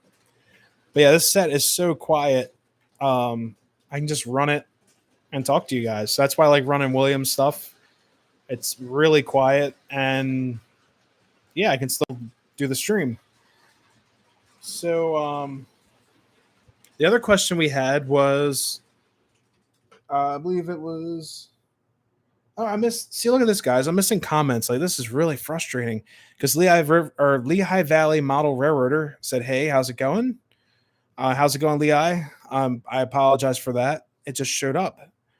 Um, there he is again. I'm so sorry. I missed a Pan Am comment as well. What? Hold up, guys. Radar, I'll get to your comment in a second. I did not hear about the Pan Am takeover. That's going to be very interesting. I'll have to look into that. And did anyone hear that Amtrak might? Yes, Lehigh Valley. I did hear that. I'm also hoping they get service out to the Scranton area because I have some friends that live out that way, and I would love to take a train to see Steamtown. It'd be so much fun. You're literally on a train to see, more trains. I think it'd be a lot of fun. John Saxon, 2026. Those Prairie engines didn't get enough love. I've got one sitting right here. Like, there he is. Well, you can't see him. Yeah, I've got. We'll run a 2026 a little bit later. I promise. It's the later variation. But yeah, I hope Amtrak gets out that way too. There's a lot of cool stuff to see out there. I think it'll be a great promotion for tourism. All right, so that tender I was running does not require TMCC or any type of rail control system like DCS, any of that stuff. All it is conventional. So all I do here, I'll take the power unit off of these so you guys can get a full demonstration. Take this guy off. Oh, these are heavy. These are all die cast too. Place them right here. All right, so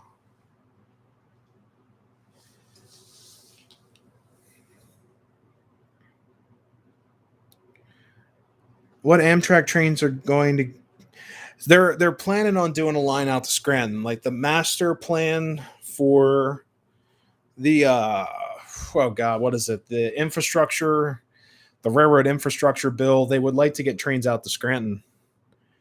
That'd be so much fun. Scranton to NYC. Yeah, I mean that would be awesome too. So really quick, so these tenders, let's see if there's a year on the bottom of here. Nope, made in China. That's all we get. All right, so these are the steam sound tenders. I'm actually going to do a video on this tender in particular because this was my first exposure to any type of rail sounds. Now, you guys are probably thinking, Nick, rail sounds have been out for a while. You got the mighty sound of steam, which is that chugging unit that MPC locomotives included.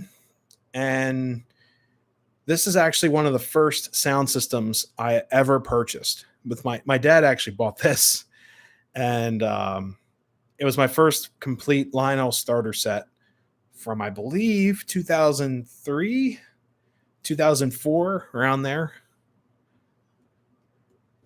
Cool. I'm going to see if Amtrak and Delaware Lackawanna Alcos. That sounds like a plan. Count me in. Smoking Alcos, right? So right now I run a conventional setup, which is this right here. Oh, there's the computer. So here's track 2, track 1. And how these work is that I just power it up. If I want the whistle, you hit the horn button.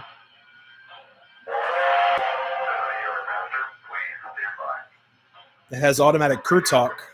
That actually sounds pretty cool. hit it. Actually, it's.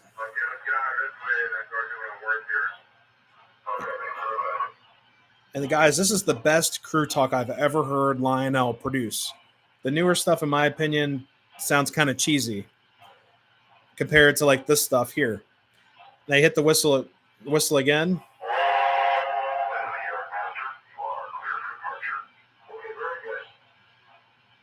Then the bell is my favorite.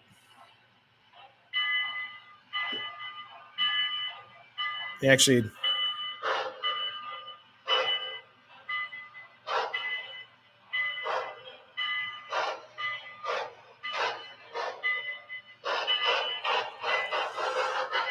And if you stop it abruptly, let me turn off the bell. There we go. It kind of dissipates out. And the other cool thing with this tender is if you abruptly stop, it has the brake sounds. Let's see if I can do it.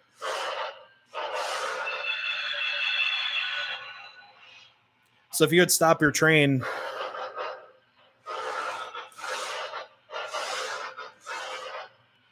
you know, oh, it's not doing it now. There we go. So it does a little bit of a brake sound.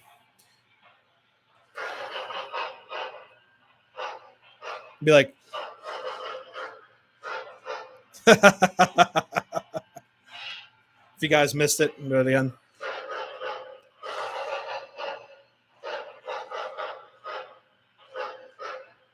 So there we go. So yeah, and this also has a bunch of cool whistle patterns that you can do. You can actually, it's pretty much all done by feel. So if I do this, like,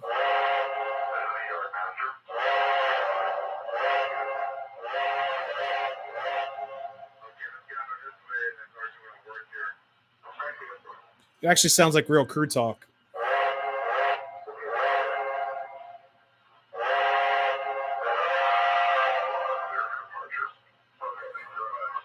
And there's also a steam blast sound in there. My opinion, this is like the best starter set tender Lionel ever produced, like ever, because of all the sounds. This got me really interested in the newer Lionel stuff. It wasn't garbage. The only problem I have with this is that there's no battery. So if you run a lot of, let's just say you run a train, it's not pulling as much voltage. Sometimes the sound's cut out, but it's a good start. I mean, you guys can hear that the whistle sounds excellent. The bell, I mean, just hearing the bell. Sometimes it does get confused between the bell and the whistle.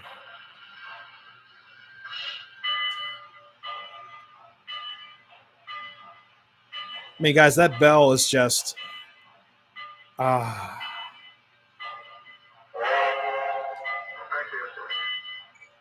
So, I mean, that is just so cool.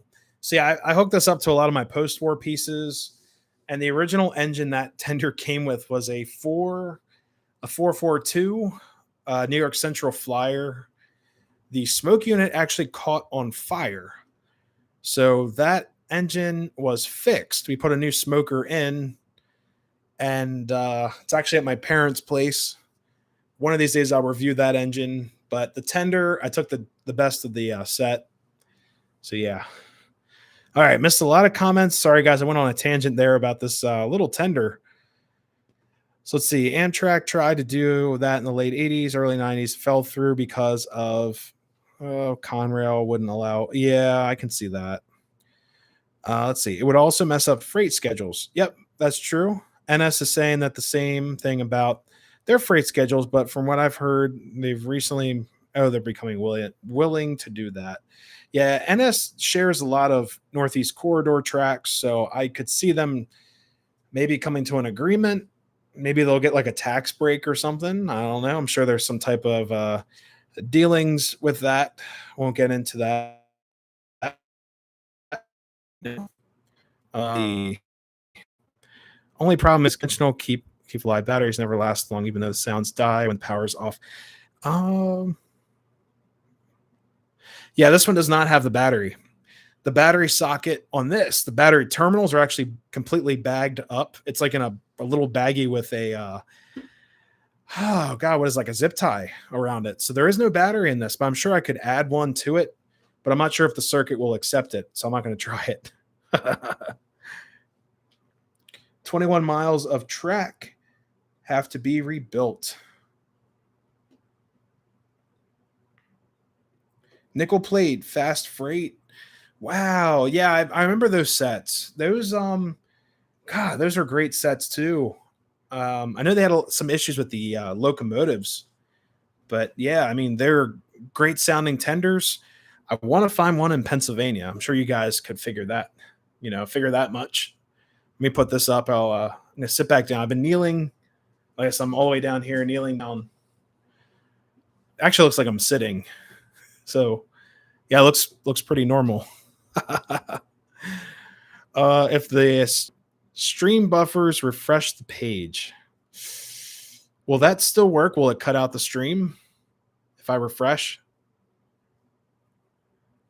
I can try it. Oh God, I'm afraid. Oh God. I'm gonna refresh, guys, so stay with me here.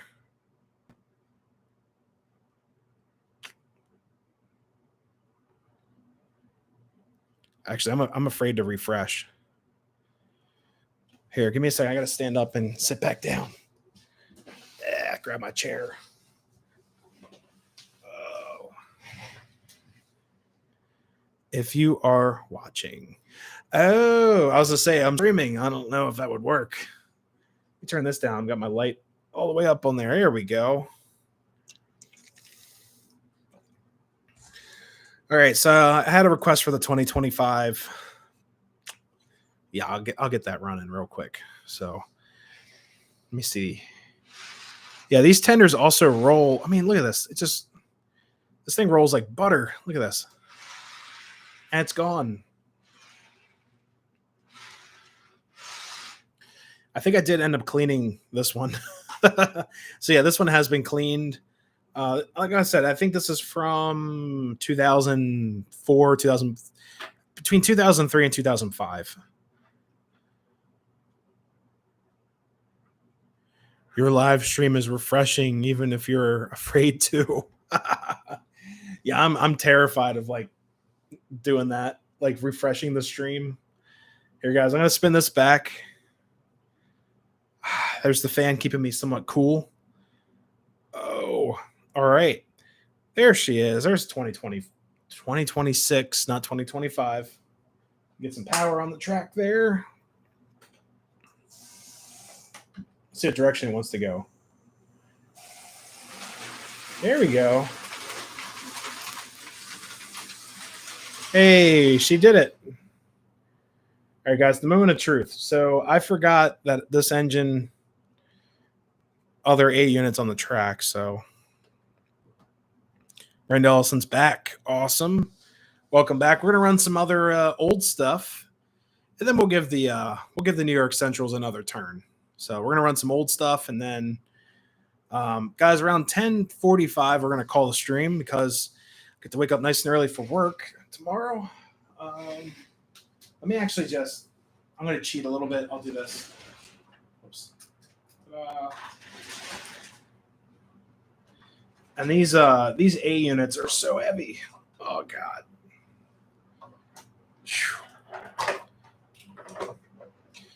I call it the Williams forgery series. Yeah, Williams produced like these guys here, these Centrals, and underneath they say like classic series. These don't have the stamp. Maybe the power unit does. Let's see. Nope. But these power units apparently are the same numbers as the Lionel ones.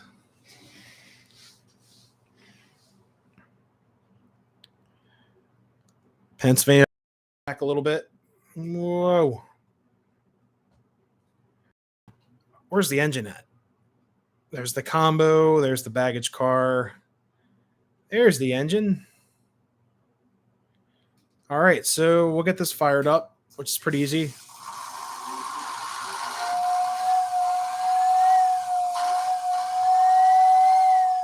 Gotta love that. It's gonna go in reverse.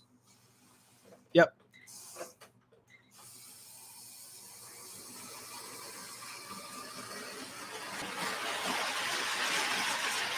Oh god, Williams reproductions. Yeah, I've got some Williams trains underneath that says like Williams Classic Series.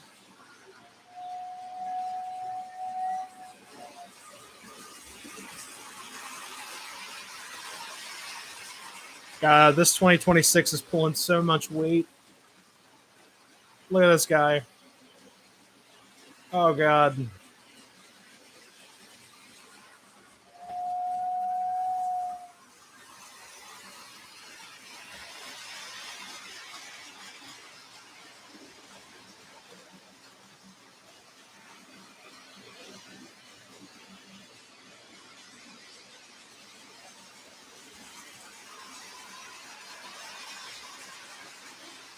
There we go. Man, she's really rolling.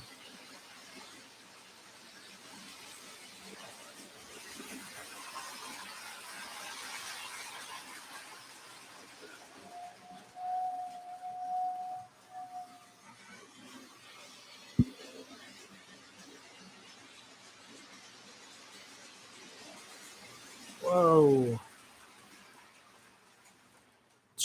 All right, I'm gonna send this guy back to the yard.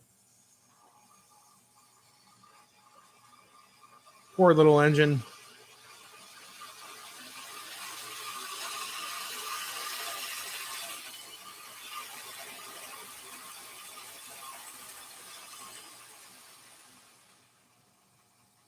All right, she's stuck. Official wheel slip. Oh god, this poor little locomotive. She's just a prairie. All right, I'm gonna send him back to the yard. We flip that switch.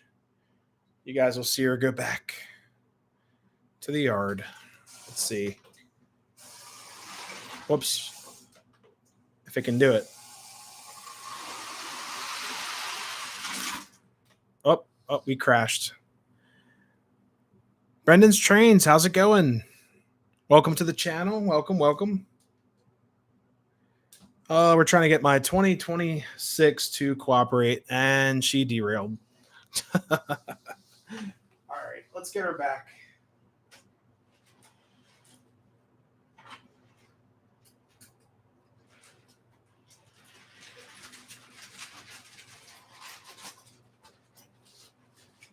All right, so that's back there. And, oh, jeez.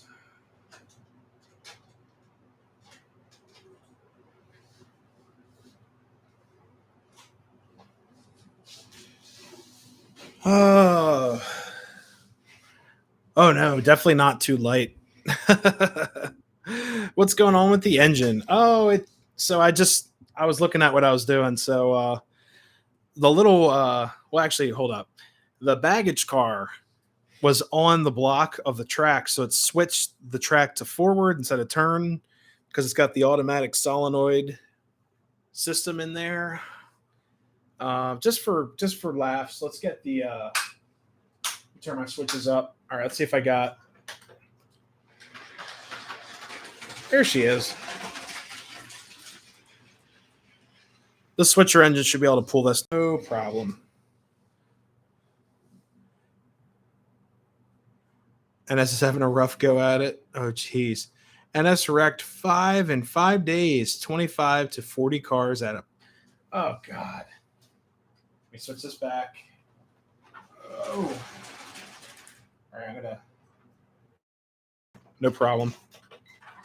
Oh, yeah.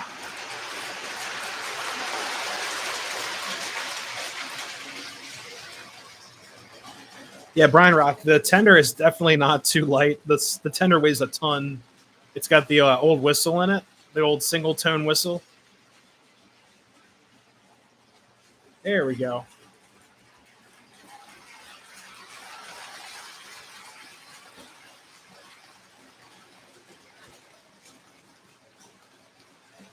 I'm not there to repair the truck anymore.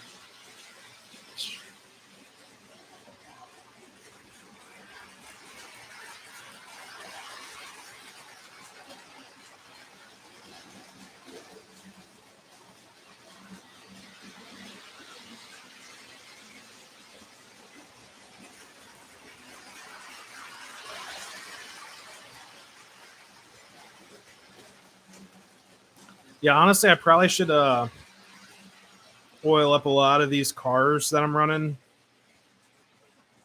because I don't think these cars have ever been maintenance before, like ever. I don't know if it's just the way they came in with kind of like rough wheels, but these cars, they always roll like they weigh a ton. So they probably just need some oil or something on them. So yeah, we'll get those New York Centrals rolling here. All right, I'm just gonna put the switcher back in her shed. I'll raise you guys up so you can see. All right, that should be good. Right there. All right, so where's the switches? There we are.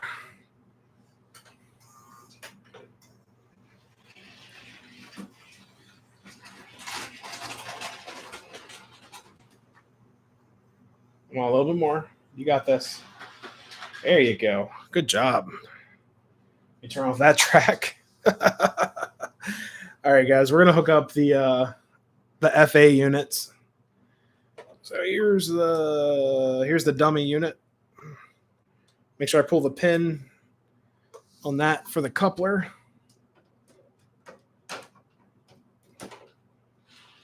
Yeah, these roll like butter. I mean, look at this.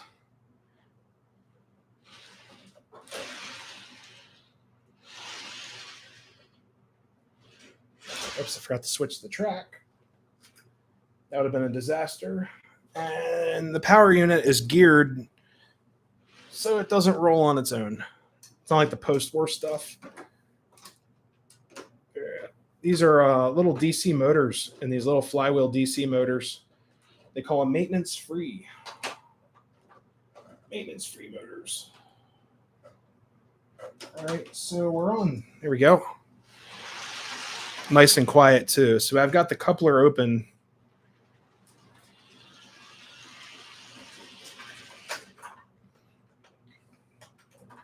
There we go. Look at that. Hey. And the parade continues.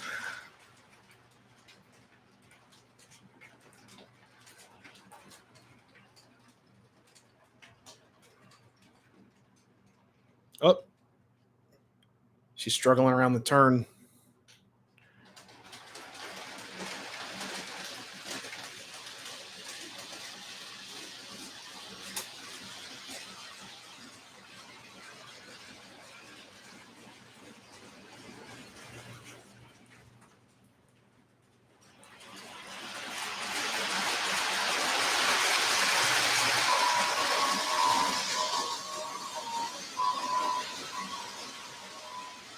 There we go.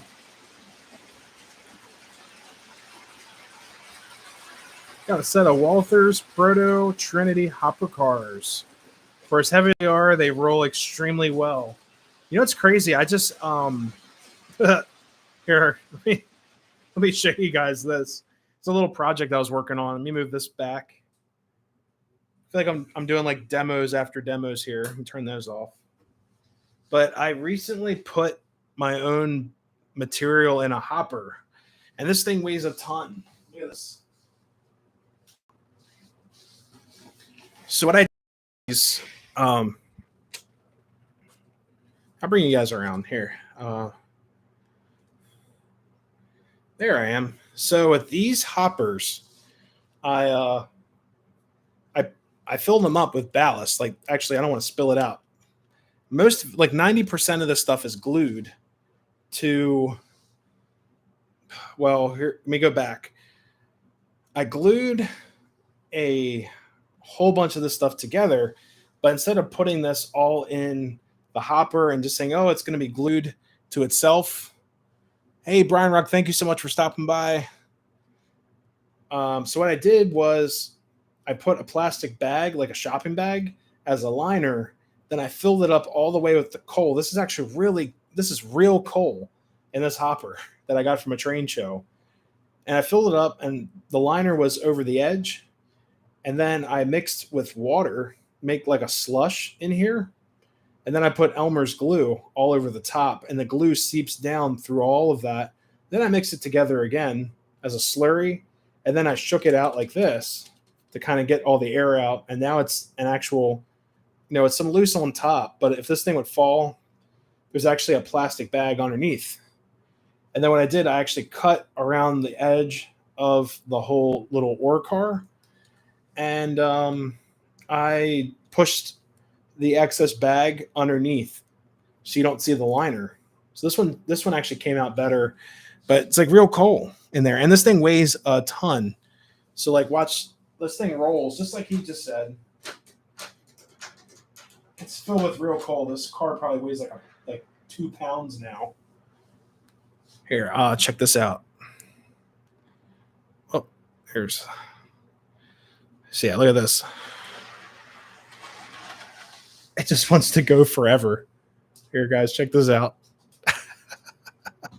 It's my fault because I put too much weight in here. Look.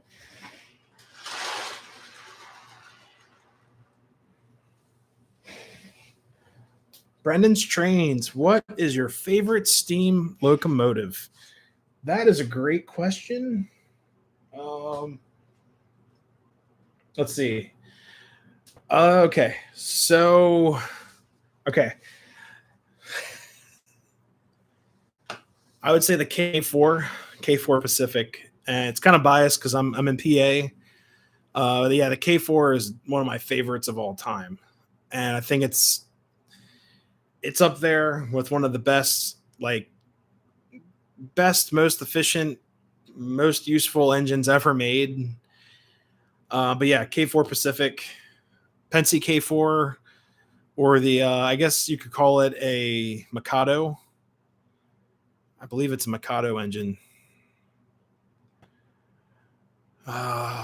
Wait, well, K4 is a Pacific.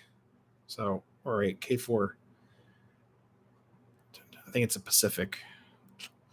But yeah, definitely the K4. For me, it's the Hudson. I have 40 variation Hudsons. Yeah, apparently there's 2 variations of what a Pacific locomotive was for the Pennsylvania. There's 2 different variations that they would run. You got the K4, and then there's also another one that did not have the bell pair firebox. This is that squared firebox. So, pretty cool.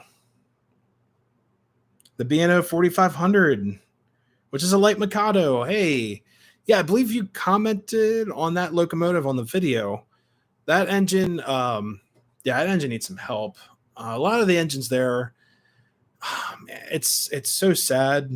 Like, honestly, if there's a lot of stuff there, it needs help. So it's just sad. B&O Museum makes me kind of depressed because I got so much stuff there. It's so historic, and I wish you could see it run, but it costs so much money. Like, some of that stuff there, I bet you it's got holes in the boilers and stuff. I believe every steam engine at the Pennsylvania Railroad Museum, they said they have rusted out boilers. Or in Strasbourg, they were basically saved. Oh God, we're buffering again.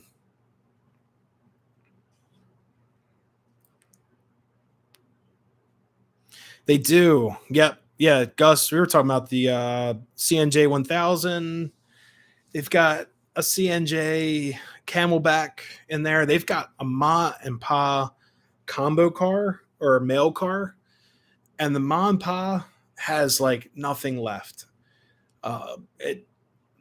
It's really sad. Like, the Maryland and Pennsylvania Railroad, a lot of their locomotives were used at York Rail. They're still used to this day. Like, their switcher engines are still used. And they also, oh God, what else? A couple other things down at the Ma and Pa. And then the Pennsylvania Railroad Museum has a Ma and Pa. Then there's some box cars that were saved, but there is not really a whole lot left of the Ma and Pa. Now, knowing they have that baggage or mail car, baggage car, that is just so cool.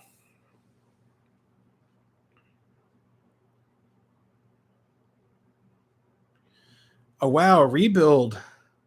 in 1964.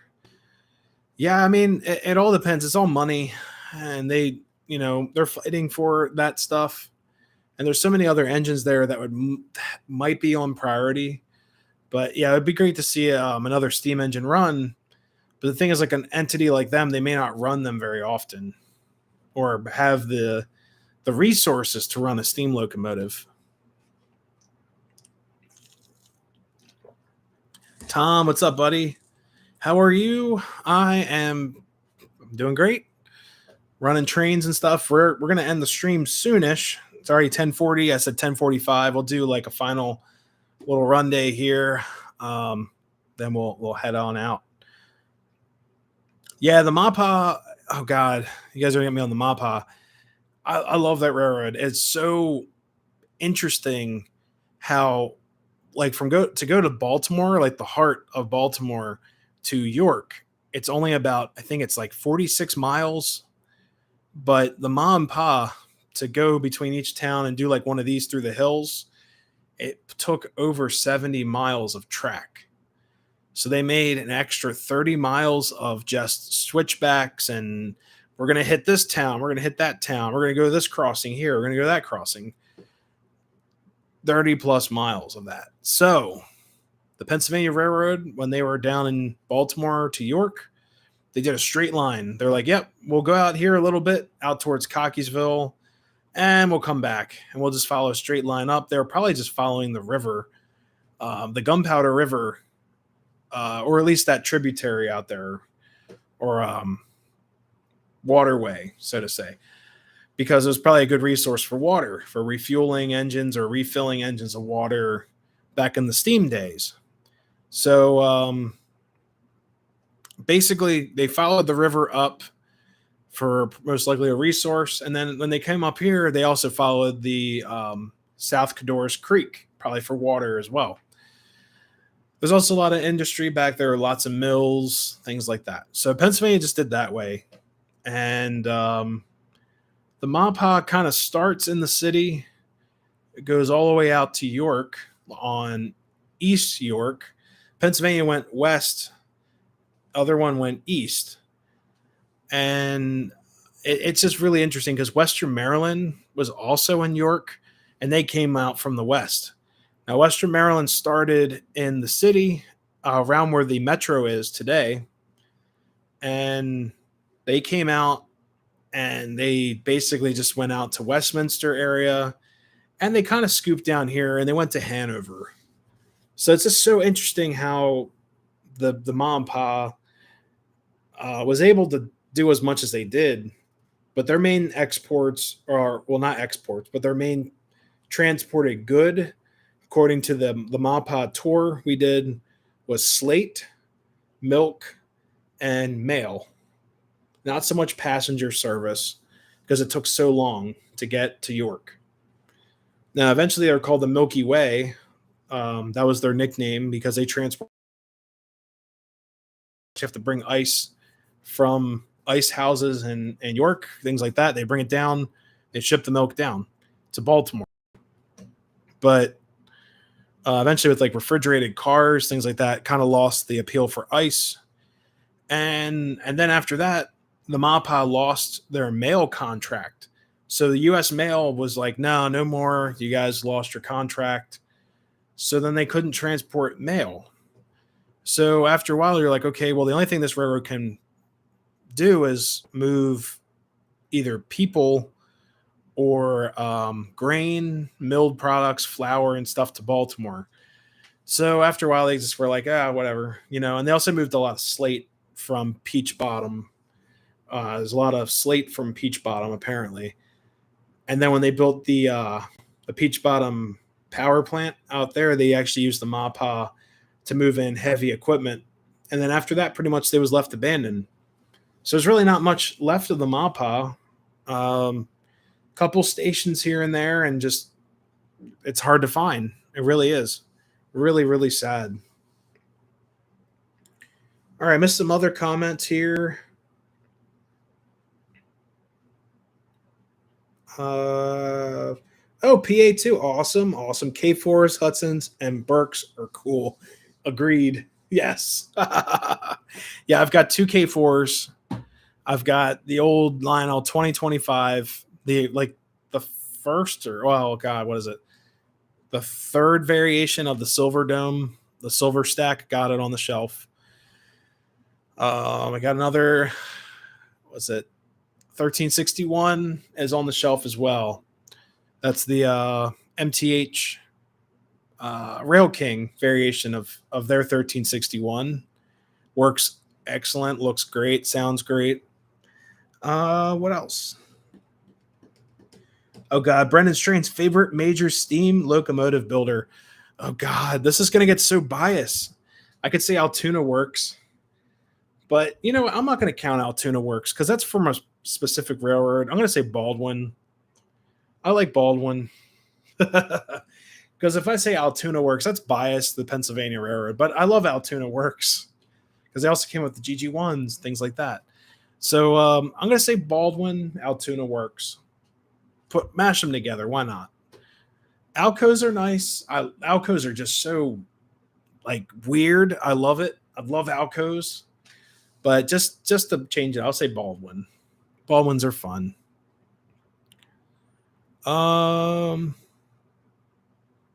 Let's see.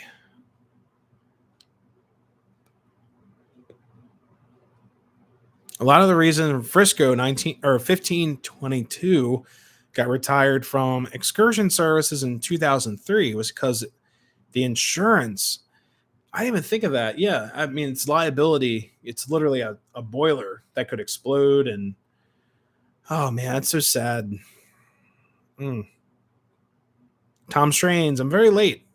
Was up in the attic getting some of my trains running. Hey, awesome. Too hot. No such thing as being too hot. I'm up here. It was hot. But yeah, I totally understand. I got the fan running. You guys can probably hear it. But oh man. Yeah, it was a hot one today.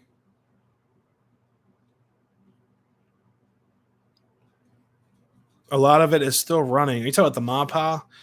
I think the only existing parts of the Mappa is like oh god, it's like less than 20% of the tracks are still running today.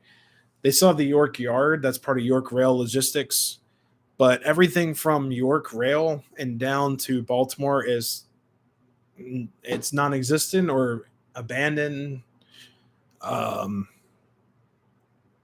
the sad thing is, like the Mappa Railroad Museum or the Mappa Historical Society, they are so dedicated and they're so much fun out there, and they're dedicated, awesome people. But the problem is that the people that live near the Mappa, they have railroads in their backyard. Like they have rails in the backyard. And what happens is that the Mappa will say, "Hey, um, like they wanted to run the excursions in these people's property, and they only run them on Sundays, and it's only the from like so they're only running it maybe like 12 weeks entire year, 12 days, 12 Sundays out of the entire year." And these people say, "No, the land's posted. You're not allowed back here." And it's just like, okay, well, the rails are still here, but the Mappa doesn't own them. It's private land. And the owners are like, nope, we don't want the rails. We don't want people back on the rails. So that's just so sad. The rail excursion that they do on the speeders is a lot of fun. I've done it twice now. It's $10 to ride the speeder on Sundays. Yeah, they only go up, I think, 3 miles. I think it's 3 or 4 miles of track. They go up, come back. It's still a great time. Hey, Matt, how's it going, bud? Yeah, York Rail is fairly busy. I've never Railfan there. I want to check it out. I don't want to go alone because I don't want to get in trouble.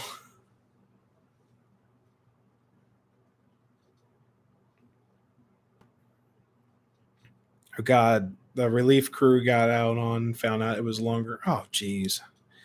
Favorite extinct steam locomotive. Oh God, the duplex. That's that's gotta be my favorite extinct locomotive. So yeah, the what's a T1 duplex?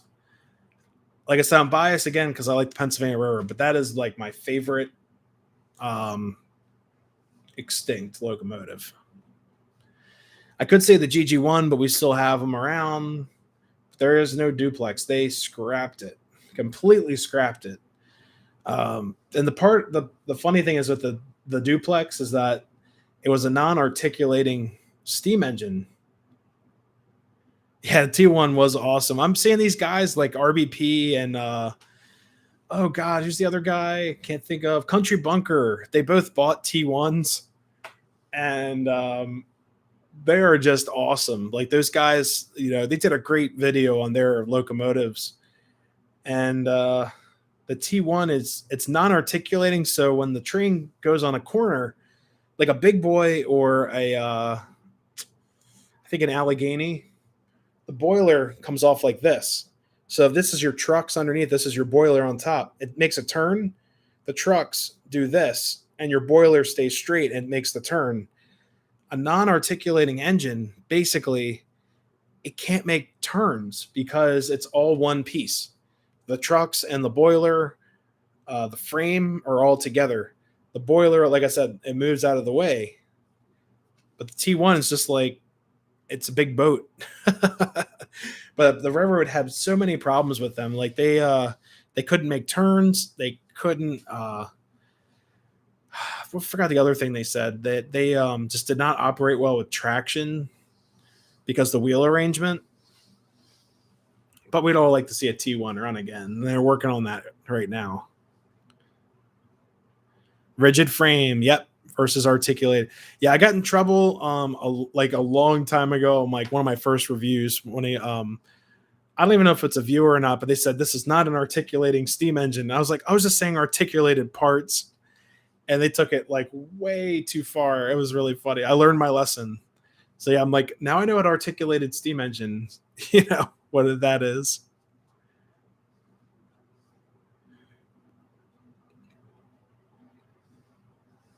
Matt just got done editing. Yeah, I know that feeling. It's a great feeling, and then you just hit the render. You're like upload, and then you're like, okay, I'm gonna be here for like 6 hours. It's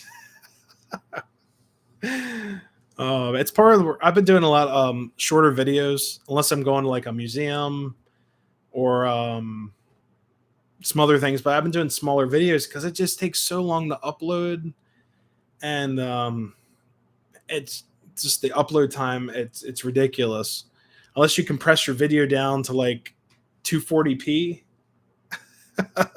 If us, I know Matt films in 4K. It's a lot of time, a lot of dedication to get those uploaded.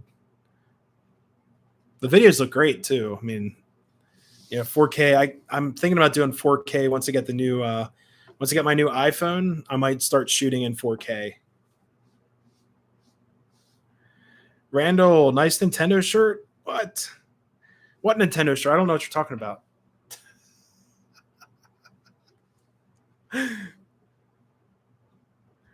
Yeah, I saw someone. I don't know if it was at work or was like out when I'm doing my work and stuff. One guy was like, "What are you wearing? Like a rainbow on your chest?" I'm like, "No, it's Nintendo. It's like one of the first logos of N64."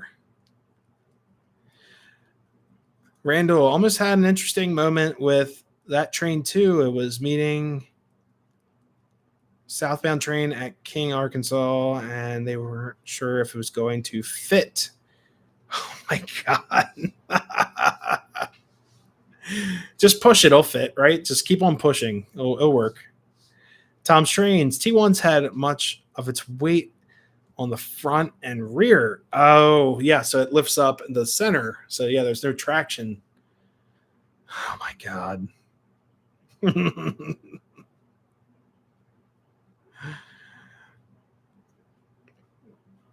Wish my computer could handle editing in 4K. Next one I buy.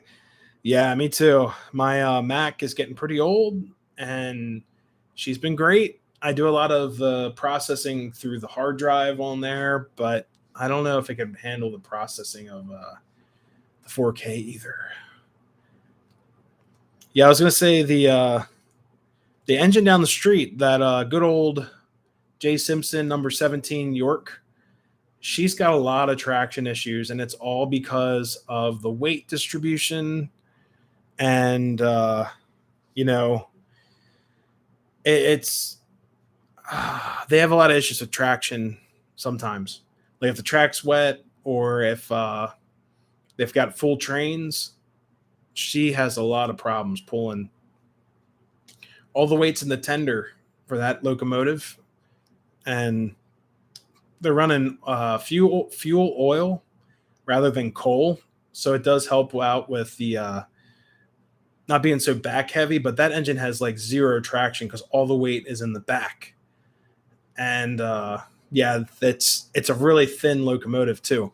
So a lot of times that 17 will have to get a ton of steam, and they'll put sand, all that stuff down. It's crazy.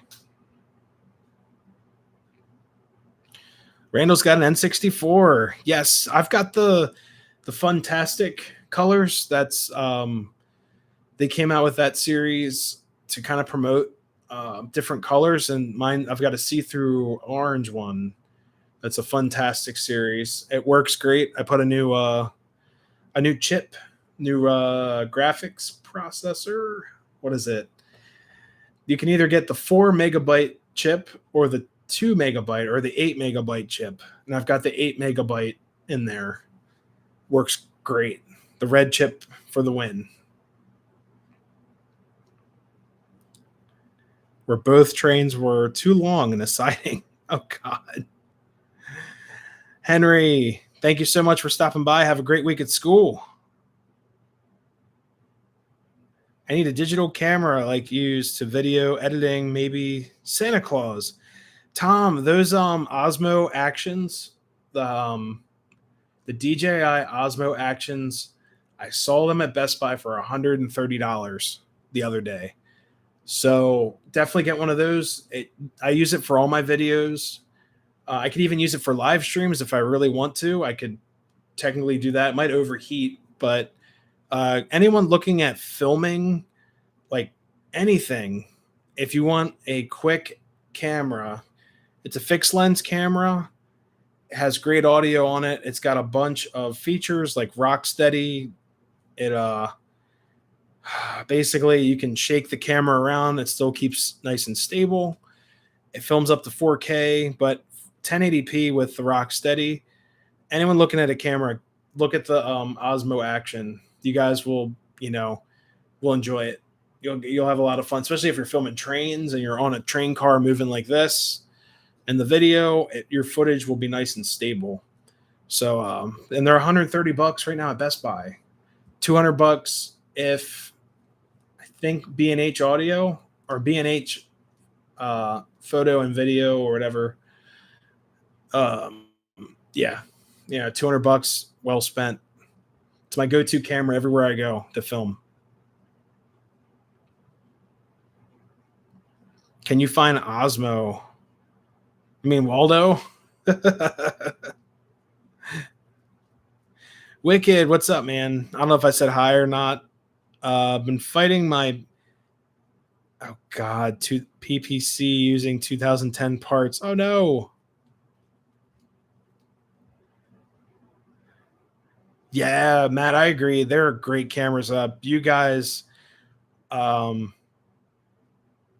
Tom, that's the way to spell it. Yep, Osmo Action, the best camera you'll ever buy, I promise, or at least the best. Yeah, I would say so. The best camera for your buck for sure. They look great. They sound great. I do all of my outdoor filming on it, unless I want like a nice wide shot. Then I use the iPhone with a gimbal.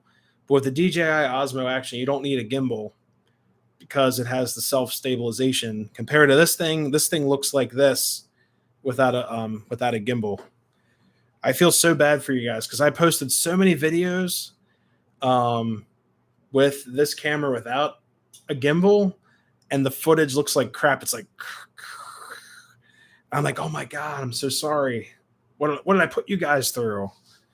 I used to hold it like do the ninja stance and then walk with like side legs to get like nice stable shots. Yeah, Tom, if you need help, just send me a message on Facebook. No worries. Oh God. It's 11 o'clock. Oh man.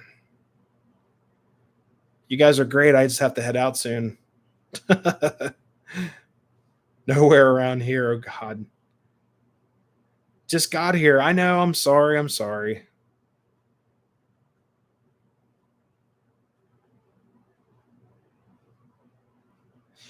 Yeah, so guys, I set the messenger on here if for only people that could be subscribed.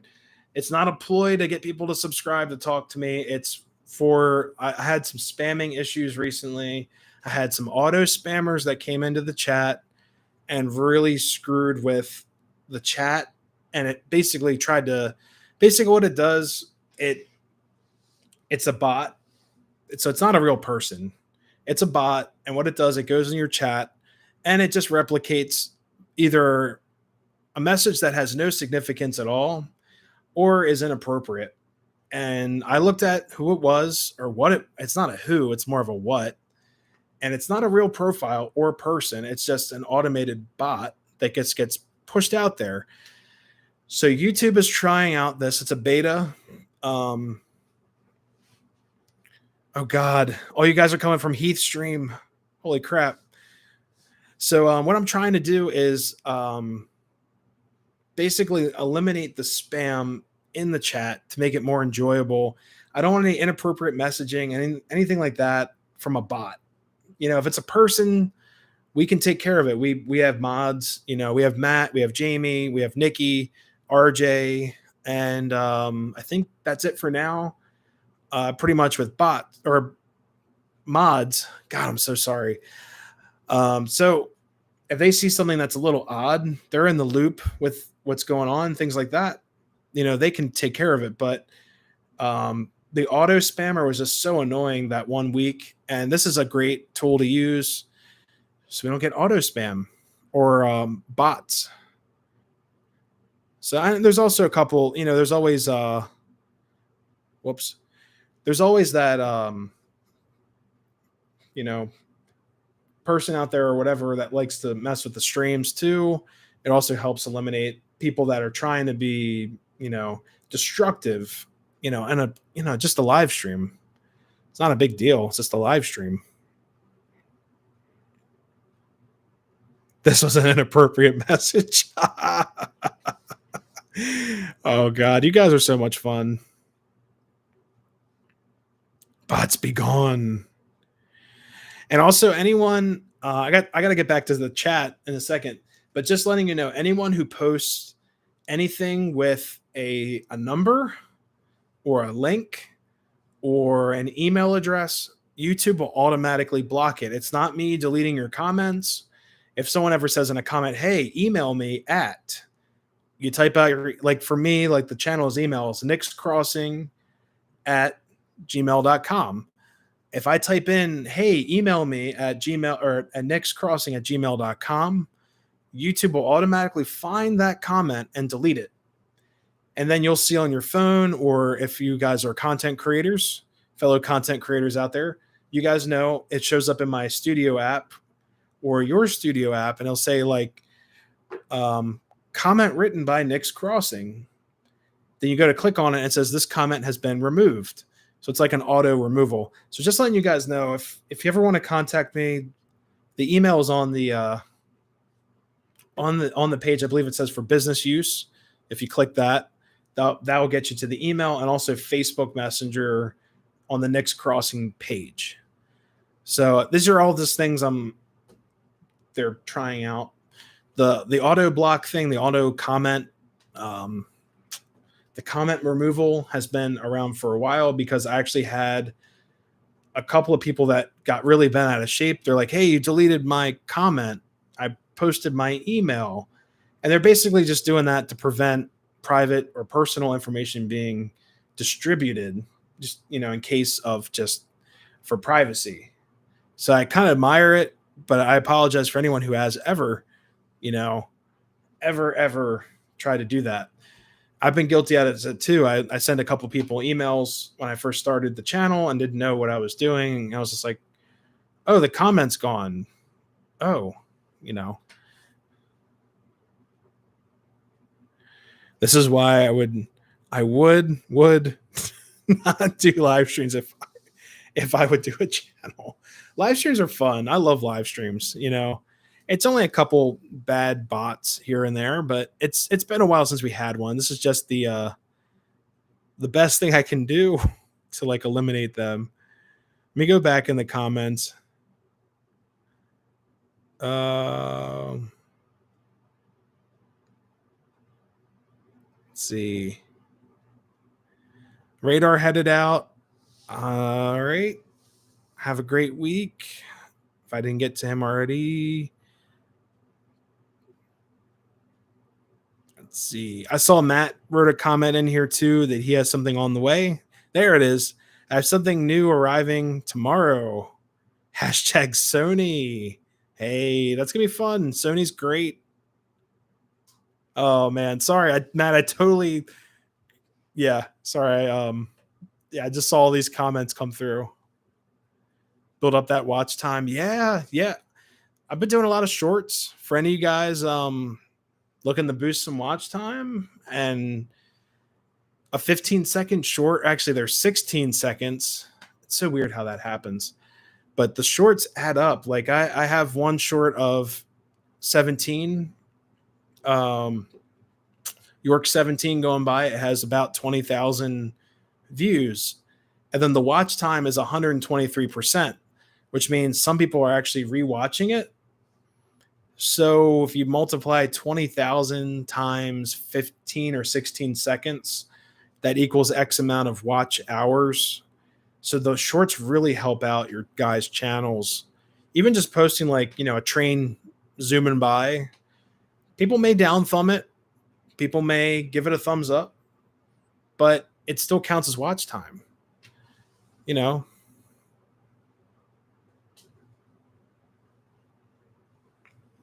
Seen something like that on GFW trains. Yeah, I got to catch up on their videos. Those guys are so much fun to watch. And they did a live stream a while back. They were at a train yard. They were just going through, like, it was a field day for those guys.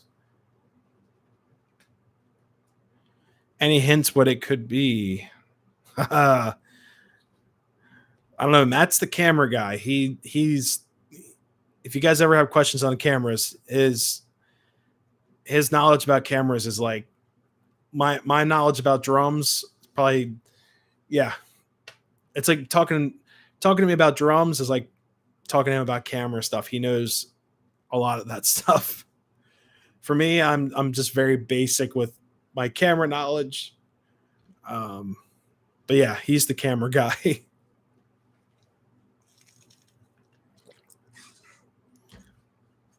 Oh geez, it's 11:07. Yeah, I don't want to end the stream because we got a lot of people watching, but yeah.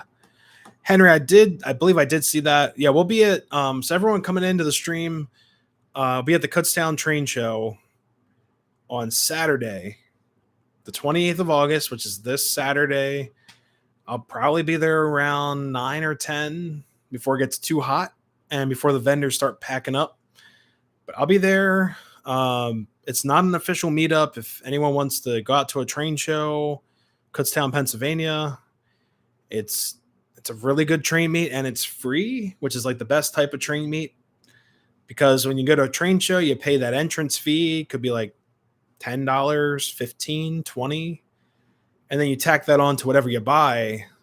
So let's just say I buy a train car for $20 and I paid $20 to get into the show. It's now a $40 train car. Compared to this, Kutztown train meet is free. So you buy a $10 train car, it's a $10 train car minus, gas, food, and, So definitely come out to that if you are willing and able to and would like to hang out. Look at some trains. It's mostly O gauge, but they do have, or they had, at the last meet, they had a whole table full of HO. Yes, and Matt's the food guy too. And Kutztown has food too at the farmers market. They have like a lot of homegrown foods. If anyone like to come out to that, let me know. I'm going with a couple other people. The drum show. No, I did not. There's the last drum show I went to was God, 2 years ago in February in Delaware. Matt, it's this Saturday at it's called like the Rengeners Farmers Market. Rengeners Farmers Market, I believe. Yeah. If you look up the Kutztown train meet, if you like to go, I mean, that'd be awesome, awesome to meet up there.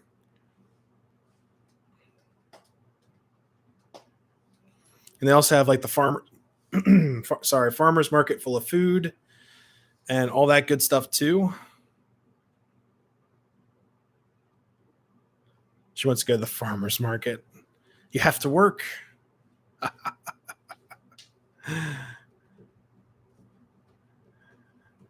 Yeah. It's actually the Hampton Inn. Not the Hilton. It's a Hampton, but it's pretty nice. It's a great place to stay.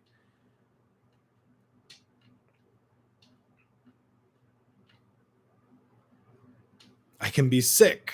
Cough, cough. Yes, Hampton. Yeah, I apologize for that. But yeah, Matt, I know you were talking about building an HO layout. They had a couple tables of HO stuff, so it's pretty cool. Edward, I was helping with new tracks modeling. Okay.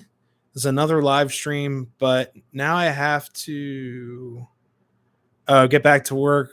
Live issues on NTM had every now and then.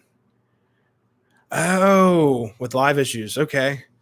Yeah, this I had a lot of buffering issues earlier. I think the computer's still hot. I think it was a computer issue with just overheating, and it was just overworking the computer.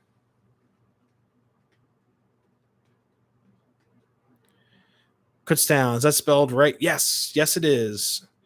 I'm not sure how far away from New York that would be, but maybe like 2.5, 3 hours. If you want to come out to it, just let me know. Pretty cool. Yeah, Matt, that'd be awesome. I don't know if they have any cold snacks there, but they have food, and we love food.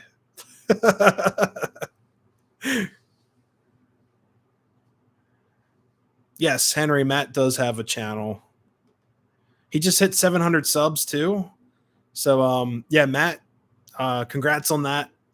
I told you, like, just bringing it out there. Yeah, you got 700 subs last week, and climbing too.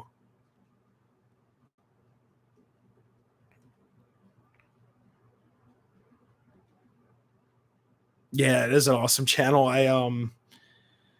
I like the last video. Well, he did like a revisit video of a place in York that I definitely want to try out. It's got lots of beer, lots of. I don't want to say beer, cold snacks. Yeah, not a problem, man. Yeah, I definitely want to check out that beer cave. I'll just call it beer cave. This is a place. Oh, it's so sad. So there's a barbecue place in oh, not a problem, man. Yeah, no worries. There's a barbecue place in Stewartstown that actually caught on fire a week ago or so, and they had a ton of like really cool beers and stuff. And it was just so sad. Apparently it was electrical fire that happened, and they're right next to the Stewartstown Railroad. And apparently they're making do. They're working out of a food truck, but they had really good food, man. It was like I got like a half rack of ribs, some fries, some other stuff. It was excellent. Tons of beers to choose from, all kinds of different. I'm not really an IPA drinker, but I got a couple just to try them, and they were really good. They had like vanilla flavored beer. It was just like the weirdest stuff, and it worked. I got some of that stuff still in the fridge. But yeah, it was pretty cool. They're not cold brews now. No, slightly warm. Need some more cold snacks. House of Brew. Okay, yeah, I'll definitely check that out one of these weeks. I'll go back with you because you know the guy there. If he's still there, that video was done a long time ago. Stewartstown, yes, is like 3 miles. Yeah, from that general location. Yeah, it's pretty close.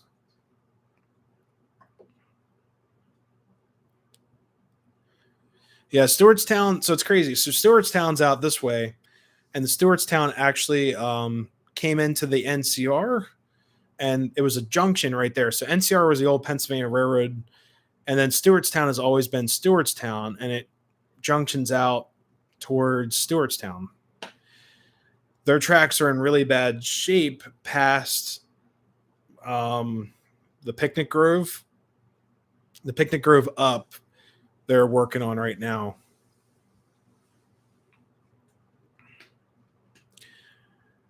The attic is comfortable today. As of right now, it's actually not bad. I'm not sweating. Like, God, the one day I did the live stream, it was so hot up here. Like the computer was freaking out. My I felt like everything was just sweating. My engines were overheating. I actually smelled one of them like burning up. I was just like, oh my God, no. But yeah, it's comfy up here today. I got the AC vent open up all the way. I turned off some vents downstairs to pump some colder air up here. It's a tall house for a smaller system, so I definitely need to get that fixed, but it's all about the money. So yeah, getting an AC fixed is like some serious cash. I wish it wasn't as expensive, but the price of everything's going up, especially like appliances, things like that. Yeah, yeah, Edward, today it's comfy up here. It's yeah. Now the best part is because I got the fan running behind me, it draws in all the hot air from downstairs. So like the bedrooms and stuff will be somewhat cooler because I let all the heat up here.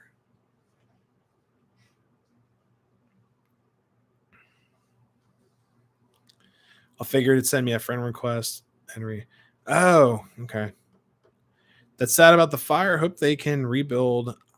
Yeah, I'm hoping it's an insurance claim so they can get a new place in there. They were so nice and the food was excellent, and it just seemed like if it's electrical fire, it's probably just maybe too much on like one line or something. I don't know.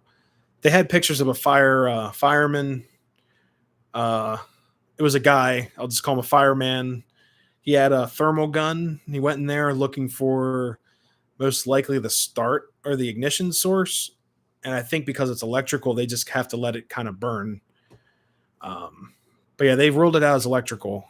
So it wasn't like arson, something like that. But it was a great place. Matt's back.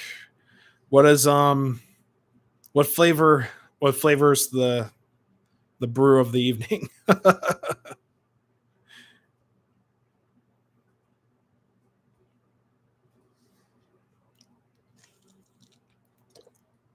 Right now I'm drinking water. And then tomorrow's gym day. Woohoo. Drinking more water.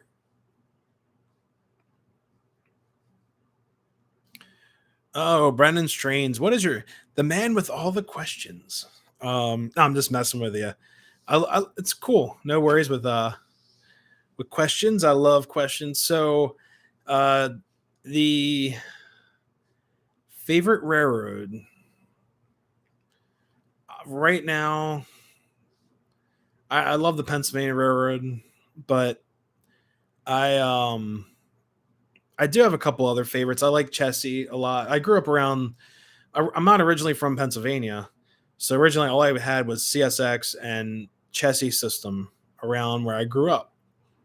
Sometimes I still see Chessie cats on things. So honestly, I would say Pennsylvania Railroad's my absolute favorite right now, but I do like the CNO.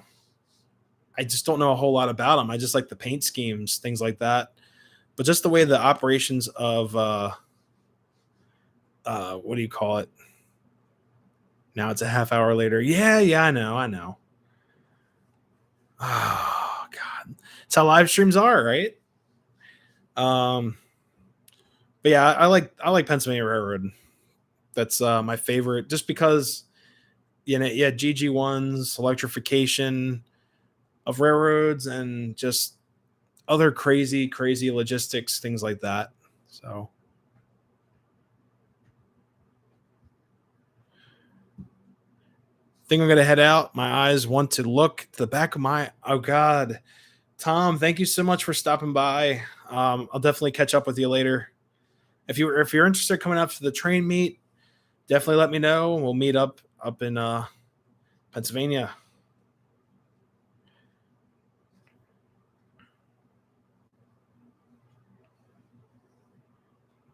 along the Hudson River when I was in New York.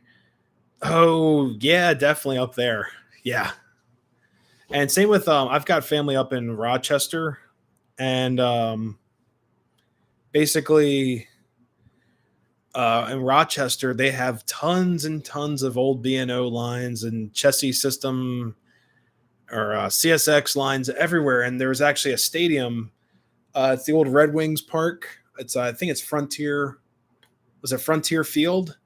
And in the back they have a railroad. It's like a 3-line main line going through Rochester, and the umpire actually stopped the game, and they waited for the train to pass, which I thought was hilarious. Like he was just like, "Hey, time!" He was like waving like time, and then they waited for the train, the at least the engines to pass by, and then he's like, "Okay, game." It was pretty much like game on. Just it was right out of like Wayne's World. I couldn't believe it. We're all sitting there laughing, and the commentary guy was like, "And we have another train," and it like blew the horn, and everyone was just like laughing and cheering. It was so much fun. Minor league games are just something else. I mean, seriously.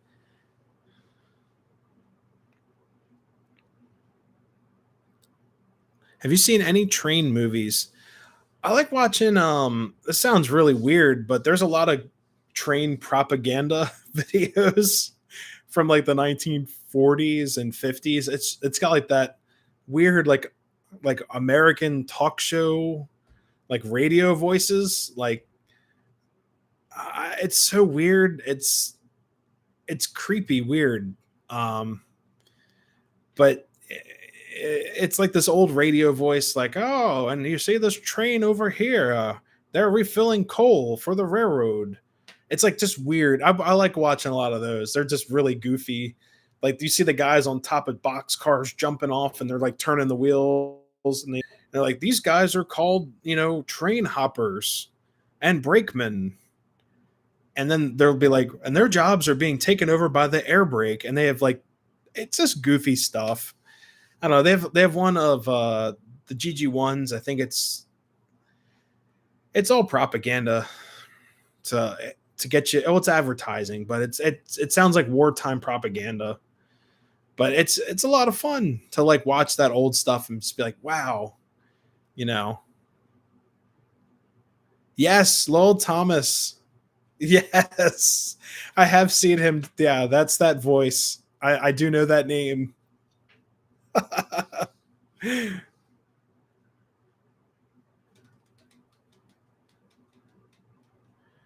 Yeah, Tom, don't worry. But yeah, definitely send me a message about the camera stuff. I'll hook you up with the details on that. Jamie loves minor league sports. Yeah, definitely affordable. You can sit behind home plate for like 20, 25, $50 most. Um, love Major League Baseball. Yeah, yeah, man. I've been to a game in like years. Actually, I went to an Ironbirds game, which are the Orioles Double A. Yeah, Orioles Double A team. It was really, really fun. York Revolution. I have heard of that park. And it was so crazy. Like, we went to City Island about 2 weeks ago, and they have a baseball stadium there too for the Senators. I think that's what they're called. They're like the Harrisburg Senators, and they are for Washington's team. So that was, we didn't see a game, but we walked by their stadium. We actually walked the entire island. It's a lot of fun. Reading Phillies, Lehigh Valley Phantoms, Lehigh Valley Iron Pigs. Yeah, the last game I went to was the Iron Birds. Yeah, I definitely like to check out a game. This year, I usually, well, actually, when the Orioles were playing good, basically years ago, when they had Buck Showalter as their manager and they were like kicking butt, I went to about 20 games that season because my parents had season tickets, and then I went to like several other games. I spent a lot of money in that stadium, and now the Orioles suck. Like I think they've only won like 33 games this year or something. They're like, I looked at their record. It's like 34 or 33 and 87. I don't remember. It was so freaking bad.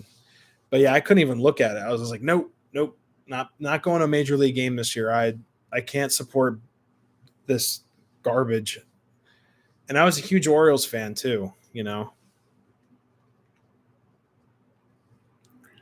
Orioles play the Yankees. Yeah, that's a hostile game. A lot of things happen at those games that shouldn't happen. It's just baseball. People get carried away and a couple drinks back, and then they get, rowdy. All for a baseball game or sport. It's like, it's not worth getting in a fight over for a baseball game.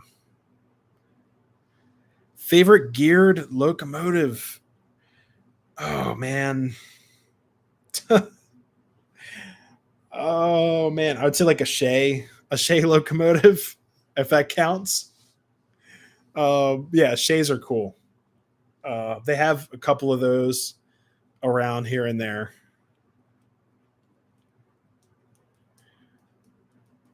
The name of Randall's YouTube, I think it's just Randall Ellison.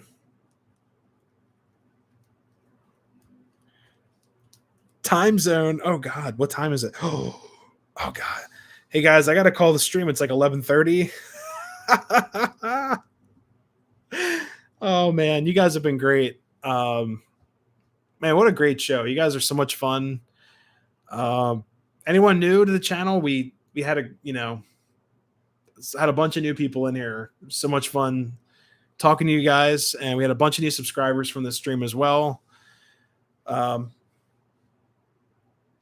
Yeah, Matt, I'm gonna end the stream anyways. But yeah, thank you guys so much. Thank you to all my mods. Just say the people that are online right now: Jamie, Matt, RJ was here, and Nikki, of course. Thank you guys so much for looking out for the stream. And yeah, Shea Locomotive does count. There we go. But yeah, thank you so much, everyone, for sticking by. Anyone watching the replay, if you made it this far, thank you so much for your support. And if anyone is new to the channel, always subscribe. I mean, can't hurt anything. You just see a bunch of trains and adventures and streams like this. So everyone have a great week. I'm going to go to bed soon and prepare for tomorrow at work. A lot of fun stuff right there. Got a couple new videos coming out. Anyone interested in meeting up at the train meet this weekend? Either just meet us there or send us a message on our Facebook page under Next Crossing. It's got the same crossing gate logo. We'll be there from probably around 9 a.m. or so before it gets really hot. Oh God, Ours Trains is here. As I'm shutting down the stream. Corey, thank you so much for stopping by. Oh, guys, good night. Don't go yet. Yes, I have to. I got to go to bed. Here, okay, look. Oh, God. Just because Corey's here, I'll run the train around once. All right, guys, this is for Corey.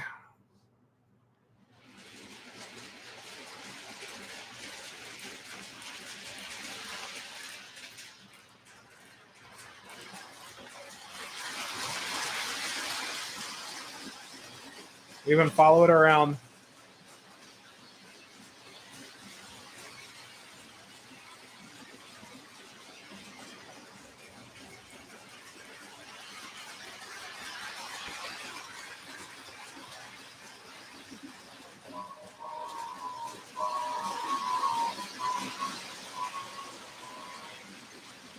All right, guys. I'll stop it in frame. There you go. So at least you didn't miss the run day. So there you go. Just in case I miss you, hello, good evening, and what does he say? He's like, hello, good evening, and good night, or whatever, from like the Truman Show. Good morning, good evening, and good night. All right, everyone. Thank you all so much for being here. I'll see you guys in the future. Got a lot of stuff planned. Thank you all so much.